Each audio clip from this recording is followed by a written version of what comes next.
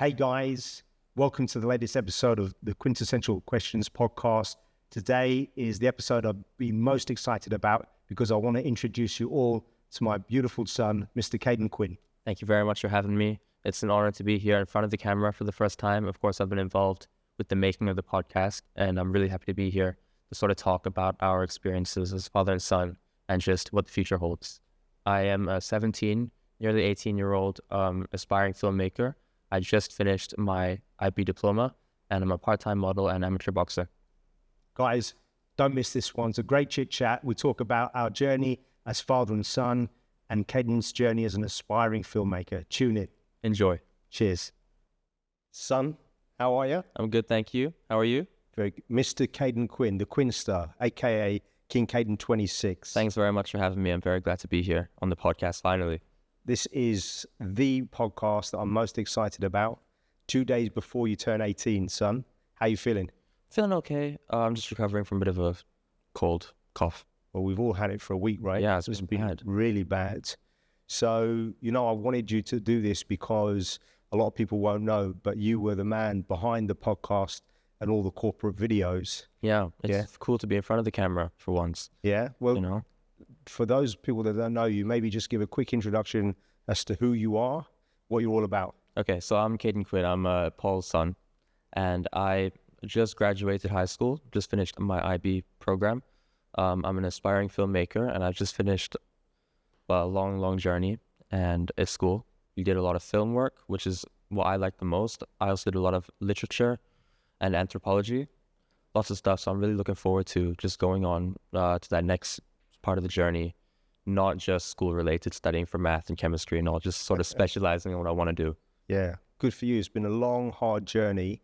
You probably don't know this, but I read a book years ago called Outliers by Malcolm Gladwell. And I read it when you were struggling at school. And one of the things that he talks about, there are two key things. He talks about becoming an expert, like a black belt in something, you have to do it for 10,000 hours, which I think is very real and true. But then he talks about when you're born in the academic year. So in England and in the US, you start school on the 1st of September.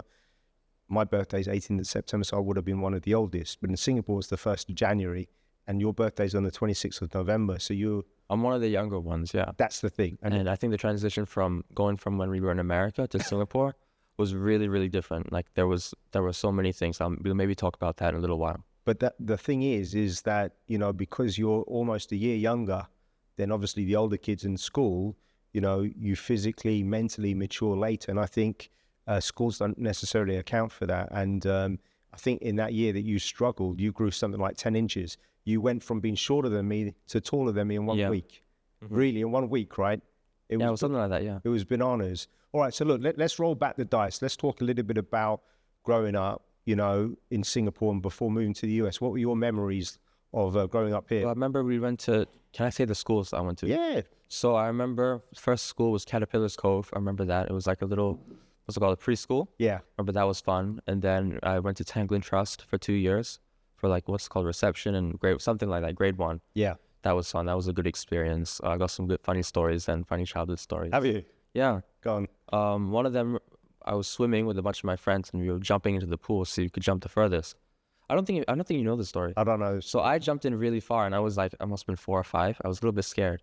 So I started crying and mom was there and I had my floats on, so I wasn't in any real danger. Yeah. But one of my friend's mums, not mom, jumped in the pool fully clothed to save me. No way. Even though I was fine. Who was she? Do you remember her name? Shannon? I think. Oh yeah, Shannon. Yeah. Sharon. Sharon, yeah. The tall blonde lady. The tall blonde. Yeah, we're still friends with her on Facebook. Yeah. Wow. Yeah, mom was just standing there. Because I was actually fine. But I started crying because I was so far away from everybody. Oh, she's a sweetheart. Yeah. But that was a funny story. I always make fun of mom for that. Jeez. Mm-hmm. And then, so Tanglin, and then, is that when we moved to the US? We moved to the US in August of 2013. So that's over 10 years ago. Do you remember what we told you about moving? Or not really? Not really. I just remember we had dinner with Auntie Pauline and Grandma's house before we left. That's the last thing I remember. Okay. And we had gone to a trip to the US, like maybe a year before that or something like that. Yeah. So what happened was, I don't know if you know this. So when my dad died, when Grandpa Chris died, after the funeral, I was looking through old videotapes and I found this videotape of him in America.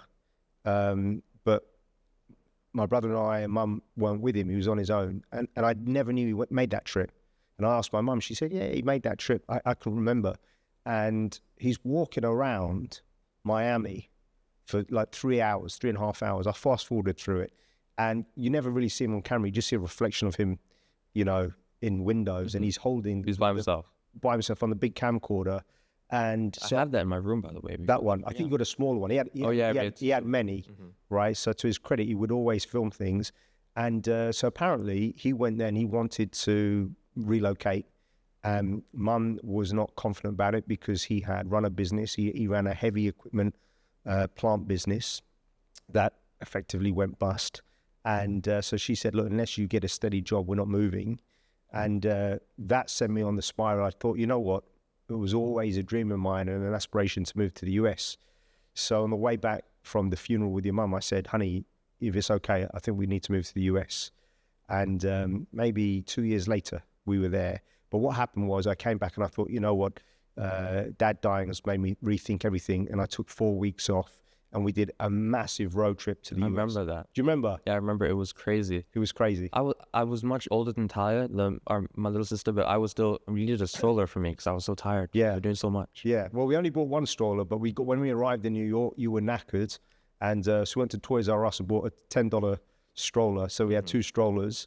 And I remember sometimes I pretend to fall asleep because I didn't want to walk around. Excuse me, you pretend you were asleep all the time, and I'd have to carry you from the car. And then I started laughing immediately when you brought me back in the house. Well, look, if you get drunk in the future and you pretend you're asleep, guess what? I'm not carrying you anywhere. You can stay where you are on the couch. But so we flew to New York, and then, you know, the whole concept was I wanted to find a university that your mum was comfortable with. So I don't know if you know that. So the whole trip was based around the universities that she was interested in and the areas. So New York, NYU, went up to Yale, right? We didn't know that that's where your mum would eventually get into. And then we went down to Virginia, Charlottesville in Virginia, which is beautiful. And then part of the trip was, you know, it was all fun. But then we went to Orlando. Yeah, I remember that. We were just talking about it earlier today, Universal Studios. Yeah, it was amazing. So I think we went to Miami first, then I drove to Orlando, or the other way around, I can't remember. And then we flew to San Francisco, and it was a huge trip. And believe it or not, I didn't call the office once. And I came back and I'd lost $250,000 of business, unfortunately. Goodness. That was a bit of a shell shock.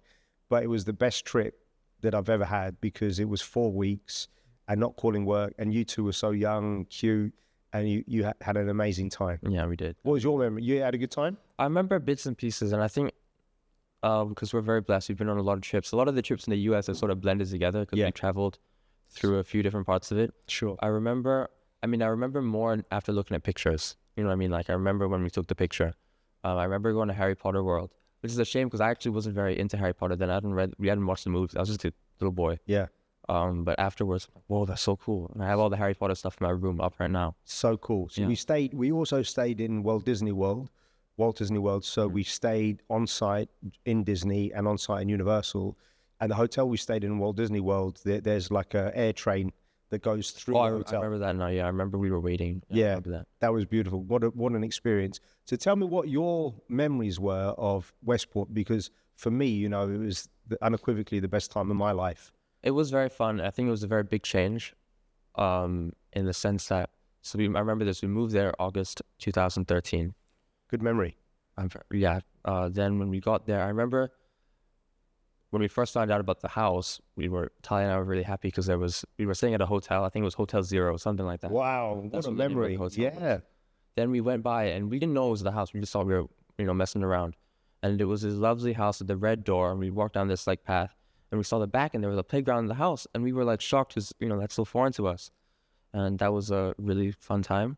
Remember, it was there were 2 beaches. The one immediately like sort of across down that big hill that we lived on. Mills Old Mill. Yeah. Old Mill. Mills That was nice. And then if you went further down to the right, there was Compo Beach, which was the really big beach with everything, where everyone was, the shops and all. What a place. Remember, there was a bus stop. If you can call it that. It's literally... It was by the side of someone's house. Yeah. And you had to walk down the hill. Yeah, we got some funny stories there, actually. Why? Tell me. That time where my pants ripped. So remember that? No. So one time at school, I think this is maybe 2 years in, Yeah. I was very embarrassed because my pants had ripped. I was like a very goody two shoes. I was helping out the teachers pick up all the balls after recess. Yeah. So I did that and my pants ripped. And then the teacher was like, "Oh, your pants ripped?" Yeah. So I had to walk down the whole hallway with holding a big pink dodgeball in front of my crotch, trying to cover it up. This was just after Ivana was born. Oh, really? Yeah, so it was maybe at 1 p.m. Yeah. Yeah, and they were gonna call you guys, but Ivana had just come back to the house, right? Because she was at the hospital. So I didn't want to bother you guys. So I said, no, don't call him. So they gave me tape. They put white tape on, like it was really, really weird. Really? Yeah, and then I had to stay through the rest of the class. So then I took the bus home and I was sitting like this with my big jacket on. Yeah. And then I remember we got to the bus stop and you were in the car across the road and all my friends were around. I wanted you to drive me back up because, I mean, there's a little bit of a walk back to the house from the bus stop. Yeah. I was so embarrassed, but I didn't want to shout out, "Dad, my pants ripped." I didn't want to shout that out, but you didn't know. So then you left. I had to walk up the whole way like that. That was a bit embarrassing. Yeah. You went to, I don't know, you went to go to the supermarket or something. Oh, really? Yeah. Oh, yo. So that's a funny story. Yeah, should learn some sign language, man. Yeah. But I just, you won't know this, but one of the main reasons why I also wanted to go to the US was I was working such long hours that I didn't get a chance to see you guys, especially Talia, very much. Mm-hmm. So for the duration of our time there, unless I was traveling a bit for business. Yeah, no, you drop us off I drop at school, you pick us up. You spend so much time together. Yeah, we go to the park every afternoon, literally every afternoon. And the thing about the US, which is very different from the UK and Ireland, is that even when it's cold, it's sunny. Yeah. Blue skies. And it was stunning. It was very pretty there. Like even looking back at the pictures, it's so nice. I mean, we were sad that you and Mummy couldn't come with us for summer. Yeah. But when we went back to Westport, I fell in love with the place all over again. It was the same. Yeah. Tyler and I had a bit of a cry. It was like, it was overwhelming. We didn't really get to see him much because we left them and she was maybe... She doesn't remember it. Yeah, she doesn't. But she's fallen in love with the place. So, it was... but, so there are a few gifts for me being in America. So spending time with you... I think that's the biggest one. I got to exercise. You were in really great shape. I was looking at photos. Yeah, I was in good shape. And so I started going to the gym. And I'll tell you something that's interesting. So the average age of the person in the gym when I went, because I went in the morning after I dropped you off. But they're all old people, right? My goodness. They were in their 60s or 70s. And there was this one fella that was working out with a colostomy bag. Yeah. And it was like, I was just blown away. And it was funny. You go into the changing room, they had a sauna and steam room, and everyone would be walking around naked. And it wasn't a pleasant sight. But I just was overwhelmed that so many people worked out and exercised because, excuse me, in most of the US, most people are... they're a bit unfit. Yeah, they're obese. But in Westport, everyone is health conscious. It's a very... I remember actually, town. Yeah, like, and they were very, careful about safety. They were really, on the most part, against guns. Oh, big time. That, yeah. With the first play day, we have arranged for you. We were talking about Nerf guns, and Benji's mom, she got mad. She got a bit protective. Oh, did she? I remember that. Well, Tracy was lovely. She invited us around when we barely had known each other. And when we invited her kids, Benji and Rosie, around, she asked, if you don't mind me asking, do you guys have firearms? Which was, foreign. So foreign as a question. We said, of course not. But yeah, what a brilliant time. Yeah, have you got any questions or things you want to talk about in Westport? Westport, I mean, I have lots of memories in Westport, actually, now that I think about it. Lots of stuff in school, lots of stuff with Italia. What else? I remember, because it was a primarily Jewish town, so I went to have a sleepover once at Benji's house, actually. I celebrated Shabbat with them. Oh, really? Yeah, actually, a few times I've done that. And yeah, it was fun. I don't really remember what we did exactly, but I remember we would all drink some sort of, I don't know what the drink was. Yeah. On next to one another. I think that was really different from Singapore, because we were in Tanglin. Everything was quite Christian, not really religious. Yeah. That was interesting. But I think the transition from Westport back to Singapore, where I went to local school, that was crazy. Big. Yeah. Well, before we get back to that, one of the things, I don't know if you know this, I think we touched on it once, but my goal was I wanted to become an actor. And my goal was, this was before Ivana was born, was I was going to start going to acting school and auditions in New York. That was the goal, right? And I was basically going to position myself as the next badass Asian villain. You know, had to be villain to start with. I think those characters are a bit more fun. And I had just started flying lessons, and I wanted to take my motorcycle lessons. And then all of a sudden, your mum dropped the bombshell that baby had arrived. And at the time, I freaked out, as did you. Yeah. Yeah, you cried a little bit. I cried because I didn't want another sibling, but I love her now. She's my best friend. She's super cute. She is super cute. Well, I said this to her the other day. I said, we didn't know how much we needed you until you arrived, but you always knew. Now look at her with the dogs. Like I always say she's the CEO of this household. She's the boss. She runs you, man. She runs me, yeah. Yeah. I love it. I love it most of the time. But yeah, but what I want you to know about that is if you have a dream, to pursue it, right? And especially when you're young, to go after it, because I mean, unfortunately, your mum was crazy enough to roll with me on the ride, because the day that she got again, let's fast forward a little bit later. After that, 1 year after that US holiday, we went to Japan for an amazing 2-week holiday. We'd never been before. I also remember that. That was brilliant. And we were staying at Four Seasons in Marunouchi. It was an amazing hotel. And we found out that your mum had a Fulbright interview. And I said, honey, you got to go back for the interview. And she said, oh no, it's like 2-3 days before the end of the holiday. I said, we'll just go back early, which was not ideal because we had to change flights and we lost some money.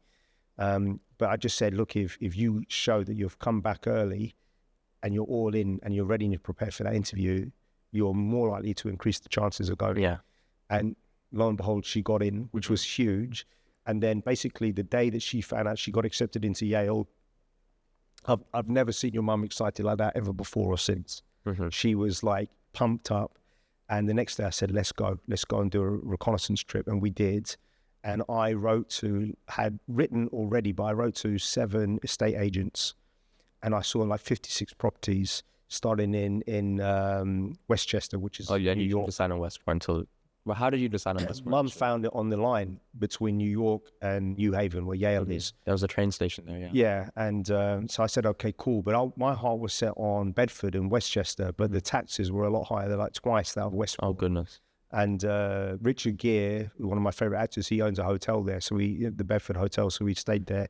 And so the first property we saw was Sterling Drive, where we bought. And I at the end of that day, I said, I want to buy the house, subject to doing a check on making sure that there's no lead paint, no termites, no infrastructural issues, no pipe damage, so on and so forth. How long will this take? And I said it to the agent, Marcy, and she said, oh, that'll take 3 months. I said, what about 2 days? And she said, no, it's not possible. I said, I'll get it done, as long as the owners are okay with it. And I put an offer in and I bought the house for cash. That was the first house you saw? I didn't know that. Very aggressive. You know, cash buyers, no messing around, bish bosh bang, job done. So that was, and your mum was, she said, oh, we should rent. I said, no, we need to get the kids into a good school. And we were very lucky that the head teacher at Greens Farm. Mr. Bears? Yes, something like I think so. Lovely man. He was kind enough to allow us to interview. None of the other schools would, right? Because we didn't have a residence at the time. And because one of his teachers had previously worked and lived in Singapore. So he was fantastic. And, what happens in the public school system, it depends on your postcode where you live. And, that school repeatedly got rated 10 out of 10. And, probably top 5 to 10% of schools in the whole of the US. Great school. I think you guys had a really good time. Yeah, there was lots of fun. It was really fun when Talia came in. So, I think the first year or two. Yeah.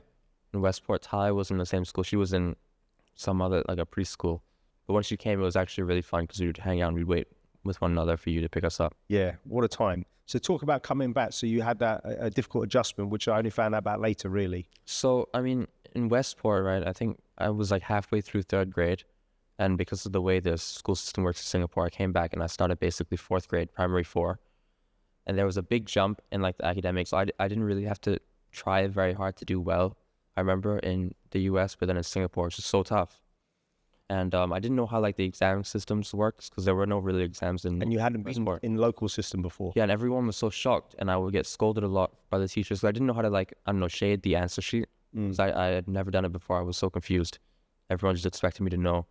And then because it was a Catholic, a Christian Catholic school, Yeah. is it? I didn't know because we're not very religious.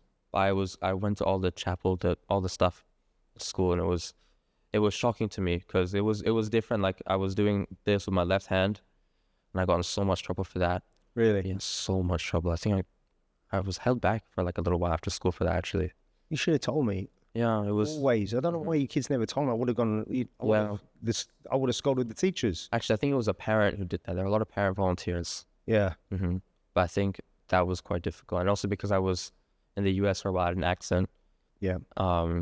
Yeah, they would all call me Angmo, which means white person. Yeah. Yeah, and it was weird because we were living in Montima at the time. Yeah. You know, that condo. And that condo was primarily international school kids. So it was weird because you were in like a liminal state. Yeah. You weren't part of either group. Like you would be the white person amongst the local people, and you'd be the Asian person amongst the white people. Yeah. It's a bit weird. So you were like, you get ostracized for that. Listen, I had that growing up. Yeah. The whole time. So you just learn to be your own person, right? And then unfortunately, I found out after your PSLE that you kind of got bullied a little bit. Yeah, a little bit. I mean, unfortunately, that happens a lot. But what happened? I think it was because of my accent, because I don't know.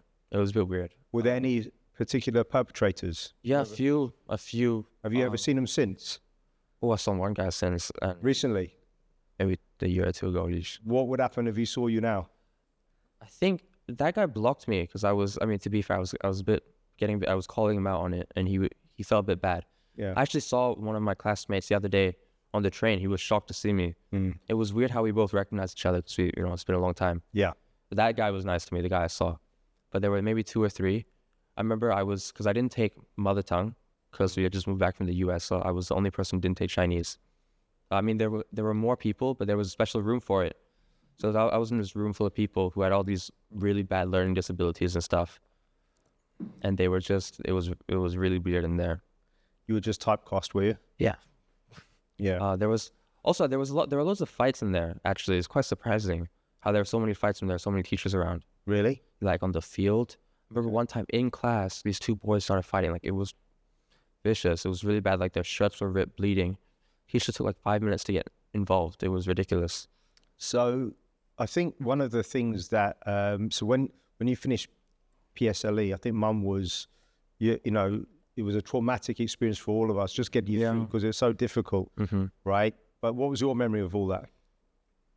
Looking back, I mean, it wasn't too bad. I had some good teachers on my English grade. So we had prelims, which were like the school-based, because PSLE is a national exam, and then you have the practice exams, which are created by the school. For the prelims, I actually got straight A's. My best subject was science, which was funny and my worst subject for the prelims was English, which is funny because normally it's the other way around. Yeah. Yeah, but then for PSLE itself, I think my English was the best. My composition, so we had to write a lot. I remember one time that year I got 37 out of 40, and I was going to this sort of acting class thing, and I went with Darshan, my best friend now. He was also in my primary school with me. That's sort of when we decided to start looking at SOTA, and I auditioned to SOTA for 2 different art forms because you couldn't do film in the first 4 years. You can do dance, music, theater, you can write, you can do visual arts. So I auditioned for theater and visual arts. I mean, not visual arts, sorry, literary arts, so writing. Yeah. All my friends, Darshan, they were all doing acting, and I think they're a lot more outgoing than I am. And the teachers, they asked me, oh, what would you prefer to do? Would you prefer to write, or would you prefer to go in for acting or theater? I decided to prefer to go in for writing because I love writing. I've always loved writing. I've always been making up stories since I was young, even like in the US, even when I was always. Yeah, so that was fun. So I did that, and I didn't actually know I'd get into SOTA until after my PSLE results because I was on the waiting list. Didn't we find out the day? The day of. So we were quite happy because I was just so happy and relieved. Yeah, Mom was not very happy. Well, yeah. What? My score wasn't too great for PSLE. She wanted you to get a higher grade. I mean, she got very high grade, but also, I don't know. I mean, in theory, I think I got an A star and 2 Bs, which in theory is not that bad. Yeah, I think. Well, if we unwind and unpack this a little bit, one of the key things was I recognize this because I'm an introvert by nature, as are you. You were shy. very shy. And the thing is, you had been in a few different schools at this point, and you were struggling to adjust a little bit, right? And make friends. And that's why we thought of acting, right? And I think Mum had become friends with Darshan's mum. Yeah, we became friends with all of them. Like I'm close friends with maybe 3 of them now. Right? Which is amazing. But that led to that journey, and that really, I think, that helped give you a lot of confidence. And you had a lot of acting gigs. I mean, Quite a few. Given that you weren't pursuing it aggressively, and I wasn't like, I was. So what were you in? Just go unpack. I was in a few TV shows. I think. Okay, the first thing I did was this short film that I ended up being on the Straits Times for, just like a picture of me with Darshan. With you and Darshan. Yeah, so I was playing the young version of this lawyer, and he was. I only just watched the film recently because it was actually inappropriate. It was about a lawyer who had to prosecute his lover, and it was inappropriate in the sense because Singapore, it's his homosexual lover. Yeah. And what's funny is that the person I was playing the younger version of, in that, played your older brother. No, played my father in the next one. Oh yes. Sorry. And that person's father in the short film, the person's lover in the short film, played the older version of me. I know. So it's weird because it's like they're really both playing the older version of me in 2 different things. Yeah, it's all linked. It's really weird. And so you were in that. What was that called? We Will Burn. It was actually quite good. Can we watch it? Yeah, I only found it recently. It's on YouTube? It's on Vimeo. Okay. You have to search for it. Okay, let's have a look. Watch that. The next thing I was on was called Paddles Up. That was a really great experience. That was brilliant. Like, that was really good. Because most local shows, do you know what I mean? They're all very... You were the lead. You were the younger version of the lead character. I was the lead character. And I actually met quite a few nice people there.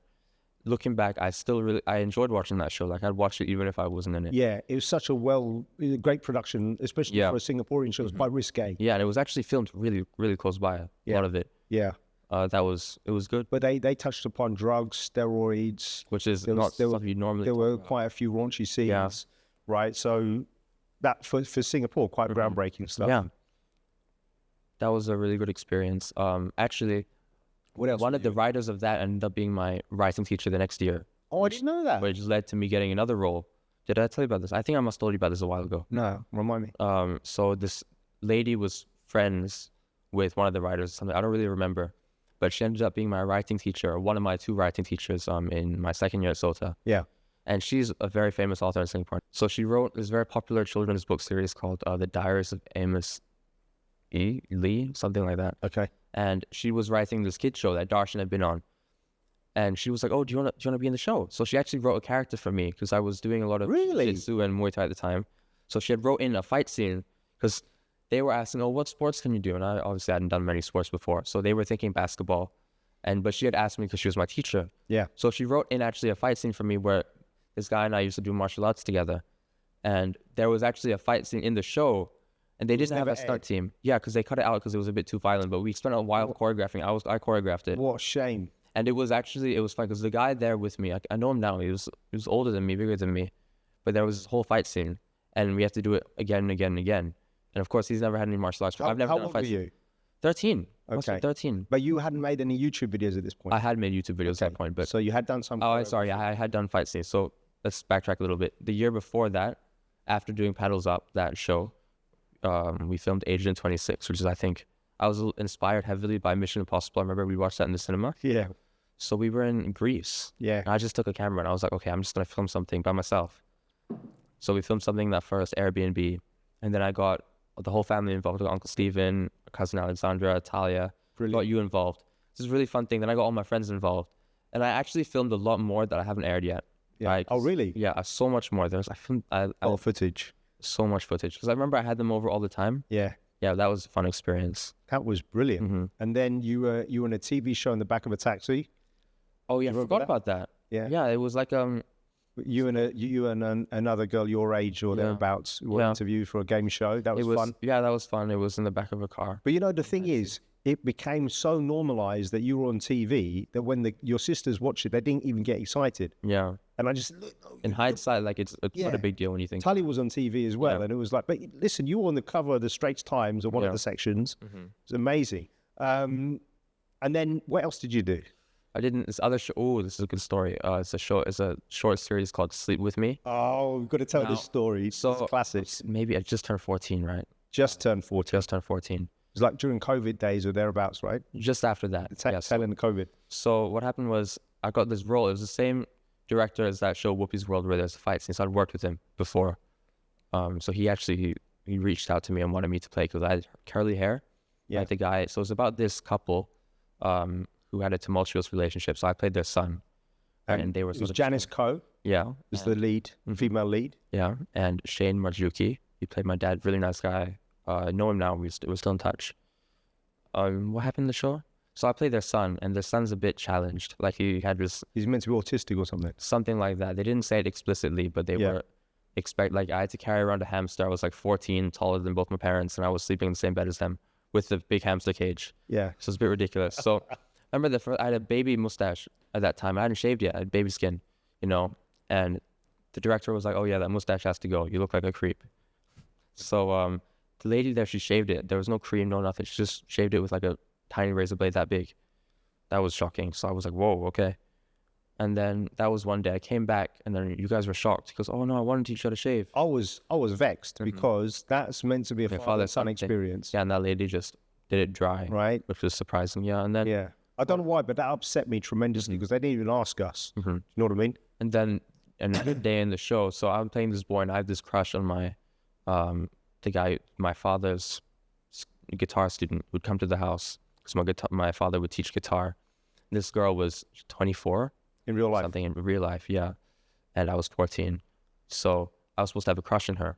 Now, in the script, there was supposed to be this dream sequence where she kisses me on the cheek. Yeah. And I'm like, okay. Okay, so I was ready for that. So we did the rehearsal, and there are like 50 people in this like really cramped, tiny room when we're doing the dream sequence. We rehearse it once, and she kisses me on the cheek. Okay, fine, that's fine, right? Then we go on to do the takes. You're 14. I'm 14. She's 24.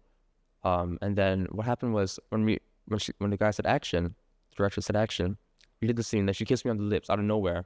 That wasn't part of the script. That wasn't part of the, she was part of the rehearsals. She must have been told to do that. Yeah, because I was shocked. And that was my first kiss ever. And there were like 50 people in the room with me. And after that... And Mummy and I weren't even there. Yeah, so I was like this. Okay. And I forgot my line. So then we had to do it again. And then again and again and again. I think we did the take at least 20 times. Now, how many of those times did you forget your lines on purpose? 4, maybe. Don't get me started, but... Yeah, I was quite shocked. But yeah, when I was quite upset, I acted a bit upset when I came back. Well, this is my memory. I invited us all out. We were at a pizza Express. Grandma joined us. And I looked at you and I said, what's wrong, son? And you in a foul mood. I said, what's wrong? I said, oh, was the kissing scene today? And, and your mum's looking at me like, leave it, drop it. I said, oh, what, you had your first kiss today on stage? Was it? Well, I read this, it was meant to be on the cheek. And I go, oh, did you get lips? And then you went bright red, and then you did. But then, and I actually had my first girlfriend at the time, but we hadn't. You had a girlfriend at the time, and then I started cracking up. And then fast forward, so I just said to you, "Don't worry about it. It's fine, mate." And then when we saw the outtake of it, it didn't even look like a real kiss. That was what they took the one shot where it didn't. Yeah, you couldn't see. No, but it was. Fake. But your acting was really good. And I said to you, "Listen, son, it could be a lot worse." And you go, "How could it be worse?" And I said, "Look, she's attractive. Don't tell your sister this because this is terrible in terms of double standards, but your mates will say, wow, you kissed." Yeah, in hindsight, I owned it afterwards. Yeah, I owned it afterwards. That's a good story for the future as well. I realized a lot of these experiences. But listen, we got it on camera. Yeah. We have to play it during this. You've never played, oh, look at his face. You never put it up on Instagram or anything. No, I was trying to hide it. Why? It's out there now, bro. Are you going to be upset if No, we show I mean, honestly, now, because it was so long ago, I mean, it's quite funny. Yeah. I think your acting was very good. I just want to talk about this. So a lot of people that know me know your journey because whenever they talk to me, I talk about you and your sisters and your mum.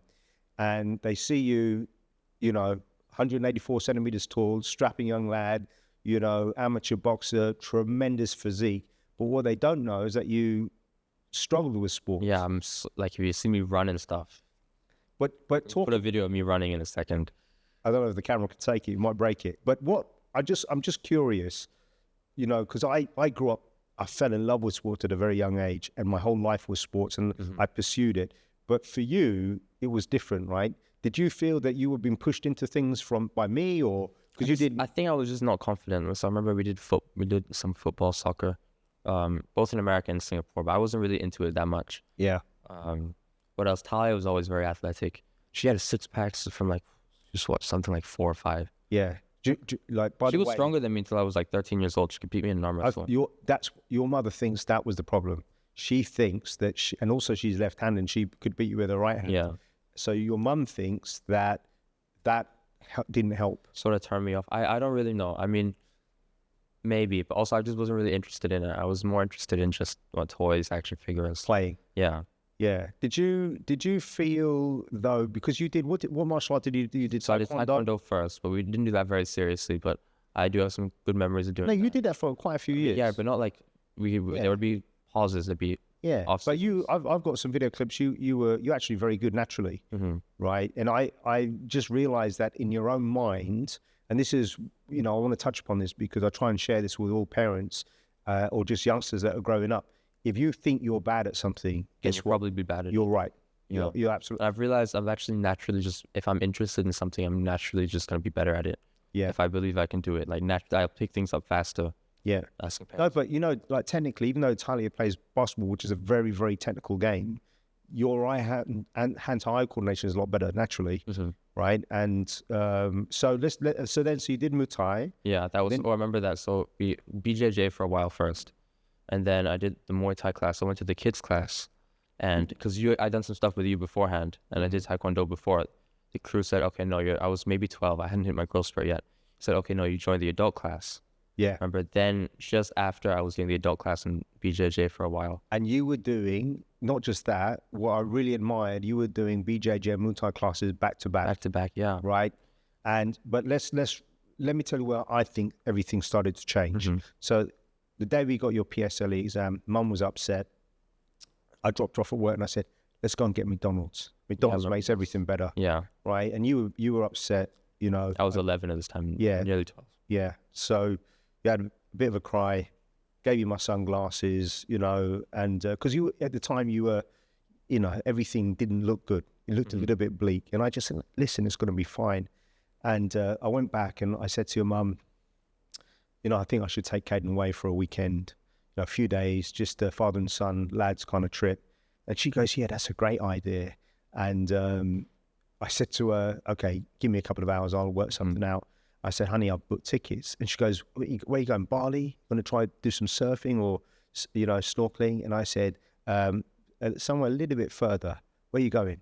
We're going to Vegas, baby. We're going for the Conor McGregor Khabib fight. That was a great experience. That was a crazy experience. I remember that. That was like, and the next day we flew off. Yeah. So what happened was we flew to LA. We had like a 6-hour layover or something, and we went to Santa Monica Pier. Straight into a cab. Now, this is where, I'm telling you, this is where everything happened. We went to Santa Monica Pier, and I showed you the Zoltan.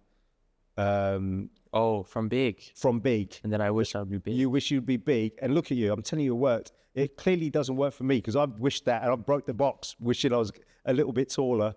And then we spent a few hours there, had an amazing time. Flew to Vegas, and we did everything there. But this is what made me laugh. We had to walk through a casino, and there were naked women dancing. Yeah, and I said, Vegas. "Oh, I'm going to cover your eyes, son. Avert your eyes. But if you want to have a look," and that's what you did walking through. It was hilarious. We went to go and watch, I think, at least one Cirque du Soleil. I remember that. We didn't watch Ka. That was when we watched when we were last in Vegas. Oh yeah, it was some ocean. You've been to Vegas 3 times now. Yeah. Which is crazy.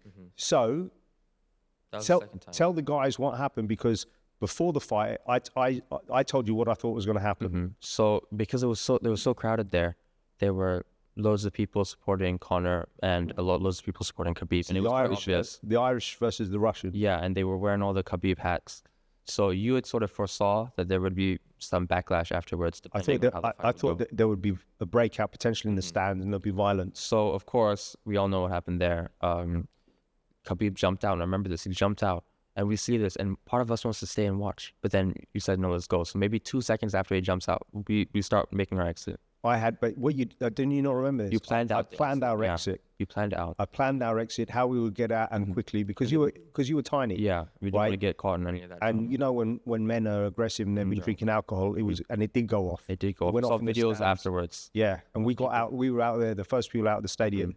But it was an amazing evening, and I think That was really what sparked my love, my interest for martial arts, I think. You really sparked it off. And the next year I started doing some crazy kicks and all. Big time. What were the other fights you remember? Was it Pettis? Pettis versus Tony Ferguson. That was a great fight. That was a fantastic fight. Can't remember. I feel like Wonder Boy was on at one point. Was he? I've seen so. I mean, so that was absolutely huge. We went horse riding when we were there. Yeah, that was fun. Where you did quite a few stop motions. Yeah, that's when I started getting into stop motion really. Yeah, and I'd always wanted to go into stop motion because I always watched it on YouTube. But that year and the year after is when I really got into it. That was it, was it? And then I remember, and then on the way back we got off at San Francisco, and again we had a layover because we got cheap flights. Yeah, $1,000 tickets, which was brilliant. And then I said, let's go to San Francisco Pier and let's go and eat crab. And remember that? Yeah, and we had a great time. And then we got the train there, and then we got a taxi back. But what an adventure, yeah? It was really. First and last boys trip when you're shorter than me, just me and you. But hopefully there'll be many more to come. So let's then talk about, I'm just curious about your journey with boxing. And what's your memory? Because you had some competitions in BJJ. Yeah. You enjoyed it, but you never seemingly took to it fully. I guess I didn't really enjoy BJJ that much. And when I started doing Muay Thai, I remember you said, "Oh, you like that much more, don't you?" Because you like the action. I like hitting stuff. Yeah. And also, I just don't like being on the ground. I mean, I know it's like if you get into a fight, that might happen. But yeah, if I can avoid it, I much prefer stand up. Yeah. Even just watching it. So COVID had happened, so I couldn't go to the gym anymore. And you had found Prit, and Prit's my boxing coach.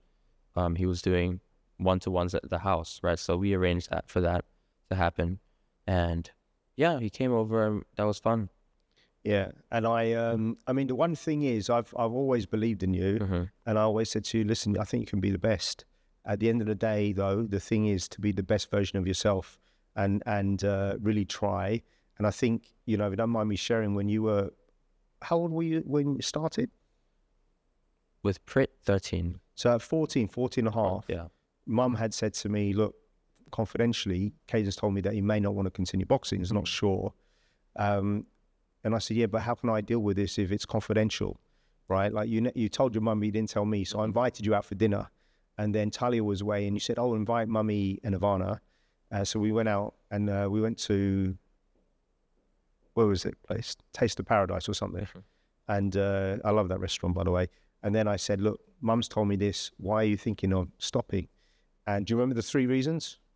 You said to me, number one, I remember very clearly. Number one, you said, I don't know if I'm good enough. And I said, I get that. I know that. But you'll never know what you're capable of unless you fully commit to it. You're all in, right? And then you said, look, training is very hard. Sparring is hard. And I said, I'm not going to let you give up on anything just because it's hard. And I said, by the way, you don't need to compete, right? You need to do a bit of sparring just to learn to defend yourself, right? So that's fine. I think the thing with sparring at that point in time is because I was in this like weird stage where I had grown so much, so I had to spar with these bigger guys, but my strength hadn't caught up with me. And you didn't have control of your body because I think you had grown 14 inches in about 2 years, something like that. A year and a half. So you were gangly, right? You couldn't control your... And everybody was so much bigger. Like even though we were about the same height, they were all so much older than me. So there's a big difference there. So you weren't feeling it. And the last thing that really did shock me, you said, I don't like hurting people. Yeah, I remember there's one time I was sparring with this guy. I don't know why, I did something to him and I felt really bad afterwards. Yeah. And I said, listen, that's lovely. I said, look, that's good. You're a good person. But it's kind of like a tennis match. Sometimes you just got to serve an ace and knock someone out,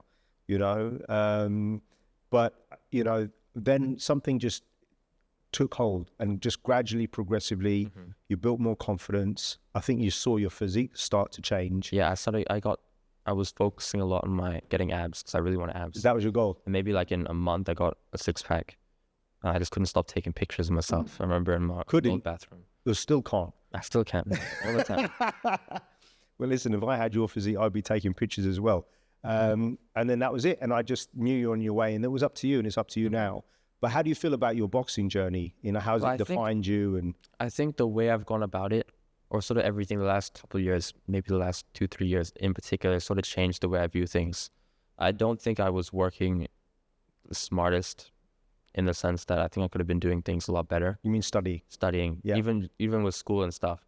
But now I think my approach to things is a lot better in the sense that you have to work hard, but you also have to work smart. Yeah. So I found that I like working with the schedule, wake up specific time. Well, you found out you have ADHD. Yes. And boxing, I think, probably helped you. I also think boxing like changed my physique a lot because I've not done any weights or anything. Yeah. And because I was boxing so much, when I was having my growth spurt, my arms, Yeah. they're longer than. By the way, most people can't believe that you've never done weights because of your physique. By the way, if you did do weights, or when you do weights when you're older, you'll be phenomenally strong. I can see that. And recently I got I think I got a lot stronger because I started believing that I could do it. Like I was struggling with 40 push-ups and to do it right. Now I think the most push-ups I've done now is something like 80, 82. And you'll get to 100. But like I always tell you, you have to believe it. You have to see, you have to think it. Even though that being said, on my 47th birthday, I only hit 80, which is, up until a few years ago, I've got this injury. Yeah. Doing 100 I wouldn't say it was easy for me, but I could do 100. I could do 100 with a hangover at 3 o'clock in the morning, But yeah, so, and then what you realized was that you were capable. Yeah, and I started doing some sparring. So I think my first fight, we didn't actually have a very long camp there. I think I had a 3-week camp because we were on holiday. And then, by the way, everyone is at least a year older than you. Yeah. And they had more fights than I had. Yeah, more experience, but physically, and a year is a big difference at your age. So actually, I didn't know how amateur boxing would work. So I should have probably done a bit more research or sort of seen how it worked in Singapore. So in the amateur scene. So the first round, remember that I got 2 head counts. Yeah. I think my demeanor could have been more polite to get the ref to be a bit more, kind to me. Yeah. I couldn't get the guy out in the first round. That was fine. Then, so in amateur boxing, it's 3 head counts in a 1 round, 3 consecutive head counts, then it's a TKO. Yeah. Then after that, the next round, I think I got a point deducted because I would throw a punch and I would basically lose my balance after throwing a big right hand. I throw like a backhand like that. Yeah. Now I'd done that in sparring. I didn't know that was like illegal or anything. And the problem is you'd done MMA and this, that, and the other, so you had to reset your mind. Yeah. So I think I got a point minus there. And you told me this before, but I didn't know what, and I just forgot about it. And I didn't understand what you were saying in the stance. It's that after I got a head count. I mean, in reality, in amateur boxing, if you get a head count, it doesn't mean that you're necessarily hurt. No, but they just take precaution. Yeah, and it was especially because we're young. So I didn't put my hands up. I just didn't look like I was ready. I was fine though, and it was in my opinion, a premature stoppage. Yeah, it was. Yeah, that was a bit disappointing. But for the next camp, I was a bit. But hold on, let me just interrupt you there because that was against Addy, who's even taller than you are. Great young man, and what I love about it was after you were devastated because you really wanted to win. You wanted to become the Singaporean champion, and you got 3rd place. And we went to the stadium to get changed. You were really upset. And as you went back in, you saw his whole family outside. And because you wear headgear, they probably didn't recognize you straight away. But you introduced yourself, and you did this of your own behest. I didn't say anything to you. You introduced yourself, and you said, "Look, just wanted to congratulate you guys. Addy had a tremendous fight, and I'll be supporting him in the final." And then you went in after that, and you saw Addy sat down. You went and shook his hand. You'd already shaken his hand, and you said, "But I want that rematch." And I remember thinking, wow, I was blown away. I had a bit of a cry myself, thinking, wow, that was, and that, I think that defined you, those couple of moments. Second bout against the Southpaw. So that was a pretty good camp. I think that was a more full camp. I was hoping I'd get the rematch with Addy, but I was given someone else, and that was fine. Working a lot with the Southpaw. I think my approach during that fight, my strategy was very different in the sense that, so in the fight with Addy, I was just really aggressive. I was just on, going. But then he's got a great gas tank. By the way, we've learned that he's sparring too. He can take punishment, and he can keep going. He's got a gas tank. Credit to him. And so the Southpaw I was against, it was a lot more technical. So I remember I was walking to the ring, and then the same ref from the first fight, who I was like, oh shit. You could see it on my face in the video. Yeah. Okay. So I sort of backed off a little bit. I was a lot more calm, zen, relaxed, strategic. And then I sort of put it on a lot more in the 3rd round. Yeah. Understood. You delivered a couple of lovely left hooks to the body, a lovely left cross to the face. Yeah. Great. And then you got the TKO. Yeah. That was a really good one. And all your friends were there. That was amazing. And the funny thing about that was, I remember for the weigh-ins, you had the medical, and the whole time for the medical, you're waiting for about an hour and you're sat next to your opponent. Yeah, we were all just chatting. You know, so the thing is, you didn't know him before. Yeah, so we're making small talk. Oh, that's your girlfriend over there? Oh, nice. How long you guys been together? Yeah, that's the thing people don't realize. It's unusual, right? You're sat next to the guy you're about to, you know, trade blows with. And then after that? After that, we had, what's it called? We had like an unsanctioned bout at the gym. How did you feel about that? Because it was home gym, but it was a fun experience because it's not like, it was almost like an underground fight club. It seemed, because at that time, I mean, now PBC's events are a bit more gentlemanly. There are chairs. It's a lot more organized now. But before, it was just a bunch of people standing up. It was like a concert almost. Yeah, and you have to squeeze past these people. So I'll play a clip here. So you're downstairs doing your ups outside on the street of Boki, right outside, basically a KTV lounge, and we're warming up outside. I've got a damaged shoulder, so I can't do anything with my left hand. So you're just using one pad, but you were pumped, mate. You were ready for business, and you were in tremendous shape because you didn't have to cut weight for that fight. Yeah, which I think was a big difference because you're growing. Right, and you still were. And I was struggling with the weight cuts then too, like to make 67 kilograms. Yeah, tough, so tough for you. And you were growing, right? And I remember as we walked up the stairs, Isaac was filming us, and you touched the top of the. Yeah, I'd never done that before. I just thought, okay, this. But I loved it. Well, you know what was crazy? When we walked in, we thought there might be another fight or two. It was perfect timing. The guy was already there in the ring. Yeah. And we got you suited. Go on, tell us what your memory was of that. We walked through. I remember this. My friends were there. I was a bit nervous because there were so many people there. Yeah. And but it was okay in the end. This guy, I thought he was a bit more experienced than he was actually. Yeah. Because he was posting a lot of stuff saying. Yeah, that he would knock me out and stuff, and that's fine. I just talked to him afterwards. He's actually an okay guy. He's a nice guy. Yeah, nice guy. I think though that can be a little bit intimidating when you're online on Instagram and you're like someone you don't know saying going to knock you out. And yeah, and he had come with he had this. So one of my friends goes to school with that guy. Or one of my friend's brother goes to school with that guy. And he has this reputation for being this, tough gangster and beating people up. And there were 4 or 5 guys. Yeah, one of them was 6'5". I remember this. They were all big. Yeah, they're all big. They were all bigger than both of us. Well, I'm not very difficult to be bigger. That's not bigger than both me and my opponent. Oh yeah. They're all 6'1", 6'2" plus, right? And but when you went through, you had Smith and Wesson. Yeah, that was cool. I really liked that. I got to choose my outfit. I felt like, oh, this is cool. And I just got you your guard, your groin guard from Ireland. You had your winning headgear, your winning gloves on. Mate, you were in tremendous shape that night. And then, I mean, strategically, I probably could have been a bit better. But I think one of the few things I've learned is I was sort of just pushing him around a bit, and I wasn't trying to get out of there. I wouldn't move. My feet were stuck in the mud, and I think that's something I changed over the course of the year, just this year. Just moving my feet. That was good. I got a first round TKO. And the thing is, I didn't know, because there were so many people in there. There's this one bit where I stopped because I thought... There were 2 bits you stopped. Yeah, because I thought... Well, there was one bit, there were 2 parts where you were on the verge, you were throwing a punch. And I stopped. It would have destroyed him. Real powerful punch, and then you pull back. Because I thought coach was telling me to stop.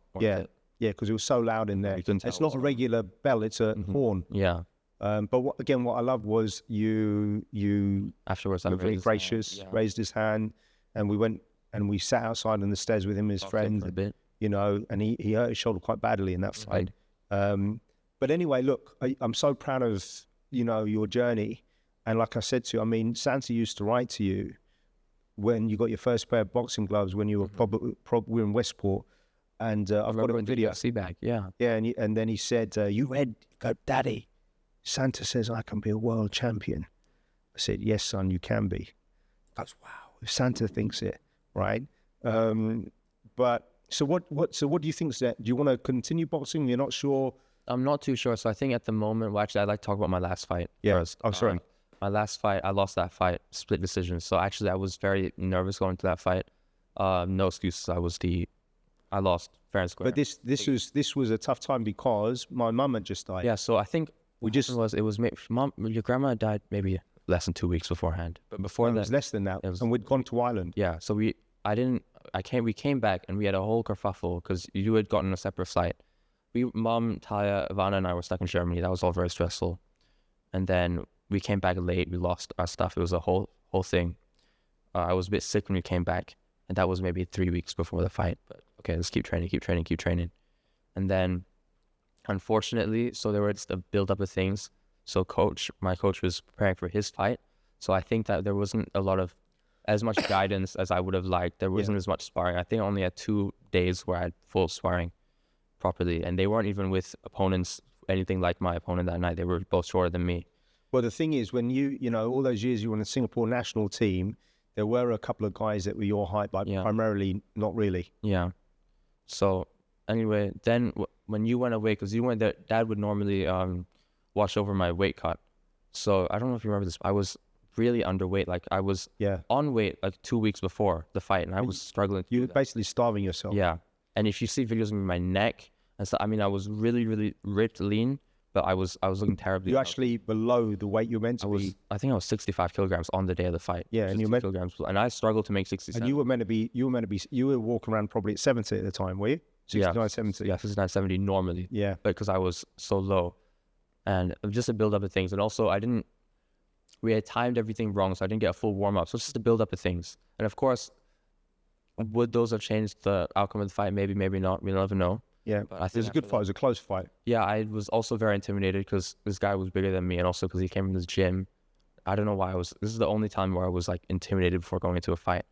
Well, the gym there, they're very loud. It's a great gym. Yeah. Coach is, very dynamic, assertive guy. Great guy, by the way. Right? We're talking about Fox clubs, by the way. And so you lost the split decision. Yeah. I think I was a bit shocked. I think I was also a bit dehydrated. I got cracked with a right hand, and after that, you could early on. Yeah, and that's unlike me because normally when I get cracked, I'm not. You know what I mean? Yeah, yeah. But after that, I think I was really, really upset and devastated. So it took me a while to put that weight back on, and then I went back into camp hard with PBC, and I started making some big improvements with everything, with a lot of my work landing to the body. I think I started watching more film study. I got a lot fitter, like my conditioning, like my stamina got a lot better. And I was dropping some guys. You were dropping guys in sparring. And with big some shots. Serious sparring, man. You were starting to crack. Your strength was coming on. Yeah, and I think definitely the weight was a big factor. Yeah. I think the weight cut was not managed properly. Also because I'm sort of just coming into my size now, the one thing, because there's so many things I've tried to teach you about boxing, and maybe because I'm from the street and doing all the martial arts that I've done, but it was like I always say, get out of the pocket. Like even when you're having a disagreement in the ring and the referee's there. Back. I mean, I learned a long time, get back, get in, get out, get in. I remember that time we would do actually a lot of wrestling and work and the clinch work, and I built up my strength a lot. So in the sparring for my last camp for this year's national championship, I was pushing people around, and I was just sort of showing my strength. And I managed to push everybody. Well, that's what I said to you. I said, if you use this technique or these techniques, and if you're able to, hang in there with me, because you'll be able to push nearly anyone around your weight, right? Which was good. And I think this year, so I was in camp. This is the longest camp I've been in. I think I was in camp basically from November to January. But I mean, I was on holiday 2 or 3 times. So I was training even on holiday. Yeah. Yeah, and it was a really good camp. But unfortunately, my opponent at 67 kilograms in the youth category, so under 19 category, had pulled out. And we don't know why. And that was quite disappointing. So we were like, okay, what about the youth category and the weight class above, which is more my natural weight. There was no opponent there. And normally in the previous years, Singapore boxing would let people my age go into the men's development category, which is basically under 5 fights. But if you're over the age of 18 or 19, something like that. But they wouldn't let me do that this year, which is quite a shock. So I wrote to them. Yeah. You weren't quite disappointed. You were devastated. I was really, really very upset. Because it was my best camp yet, and I was ready. And you trained to become Singapore champion. And I was ready. That was my best camp. I was doing the best, I think. Oh man, you were devastated in sparring. I think I had 2 rounds of there were only 2 rounds of sparring where I feel like, okay, they were close, but I feel like the rest were pretty good. They were good. Yeah. Yeah. So I was very proud of you, man. And then basically, of course I had to go back to doing IB. Yeah. So it's just no fights. Just been doing IB finished 2 weeks ago.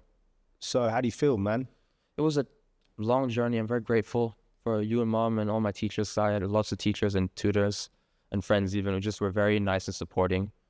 I had lots of consultations with my teachers privately, one-on-one. I had lots of tuition, and they really went out of their way to help me, which I thought was lovely. I'm so grateful. Kate, I'm telling you now, I couldn't be more proud of you, in particular with your studying, because I've really not seen anything like it. You put everything into it. Whatever happens, whatever the outcome is, you couldn't have studied any harder, right? You sacrificed, if you want to call it that, your social life. You weren't going out. You still kept training, great shape, but you just weren't going boxing as much, right? Because you couldn't damage your hands. But you're still in tremendous shape. Are you proud of yourself and what you've done? Yeah, I guess, but I feel like in hindsight, I think I could have done a few things a little bit better. Could have won a little bit intelligently. I don't know. I feel like right now, my knowledge about everything's a bit better, I think, because I was cramming a lot at the end.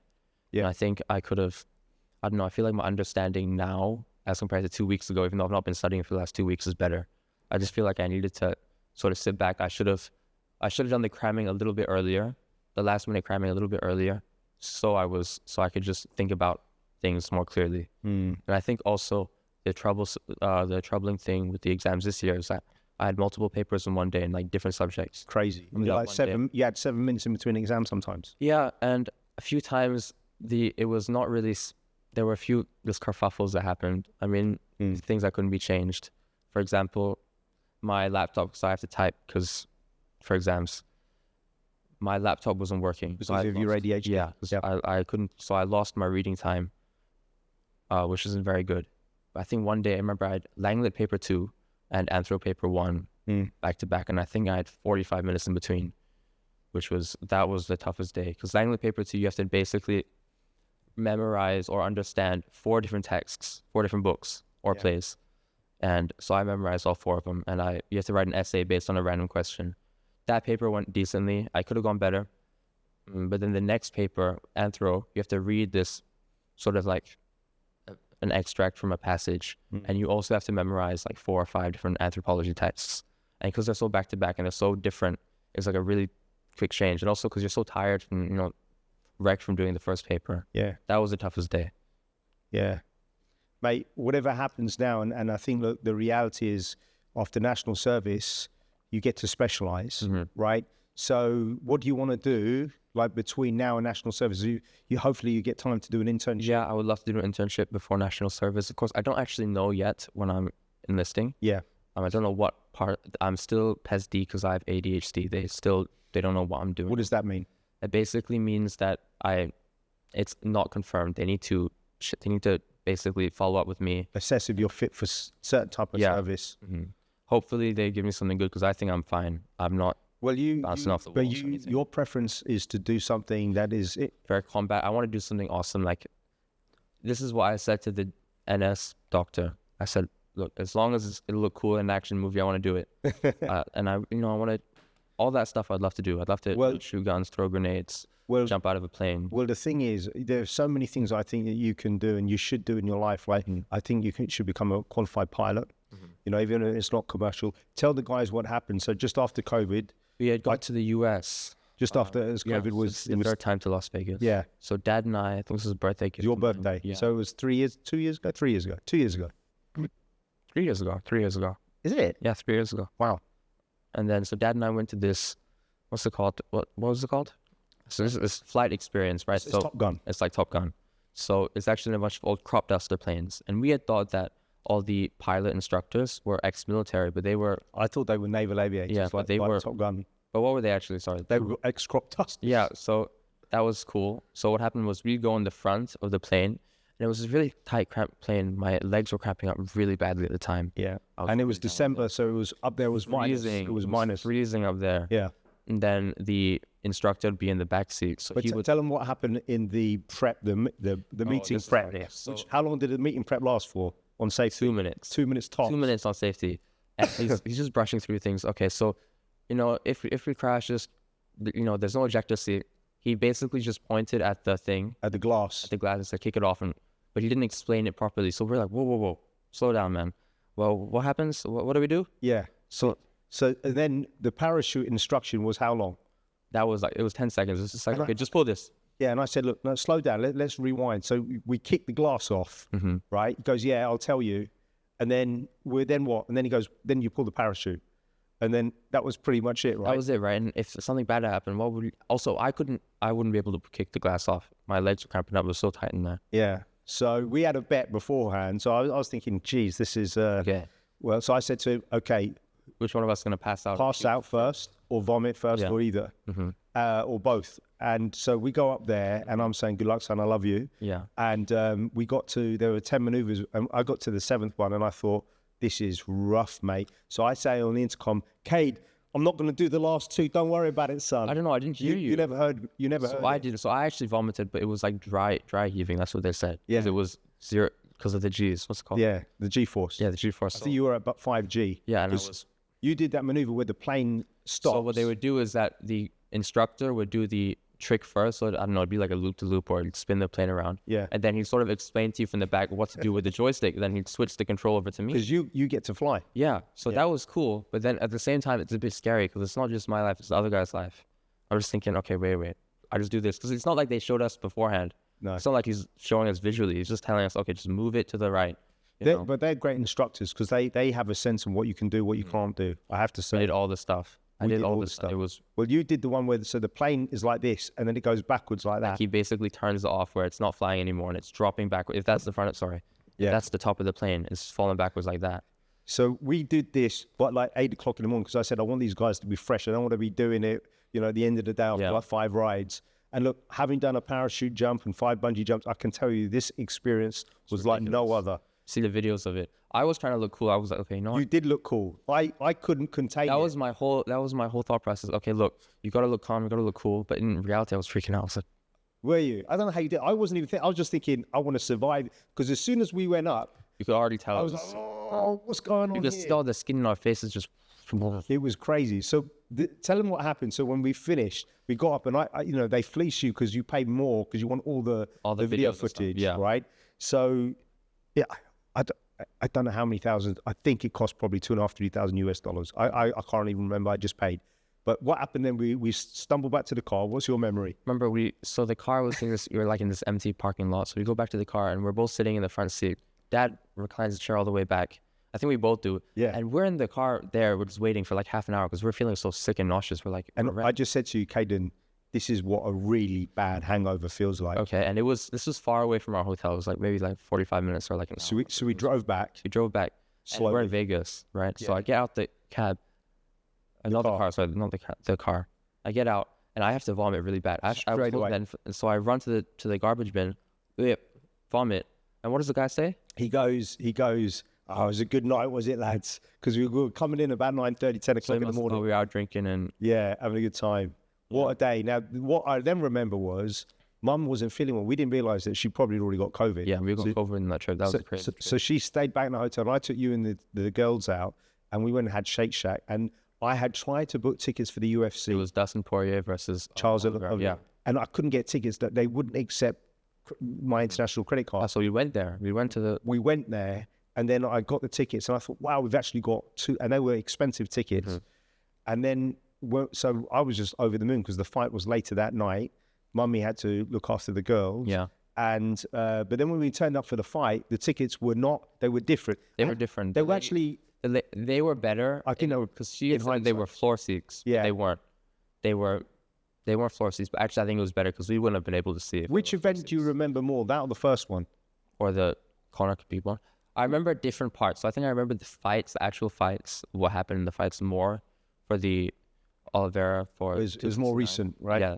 But I remember everything else. That trip, the Las Vegas trip with the planes and the UFC with Oliveira and Foray.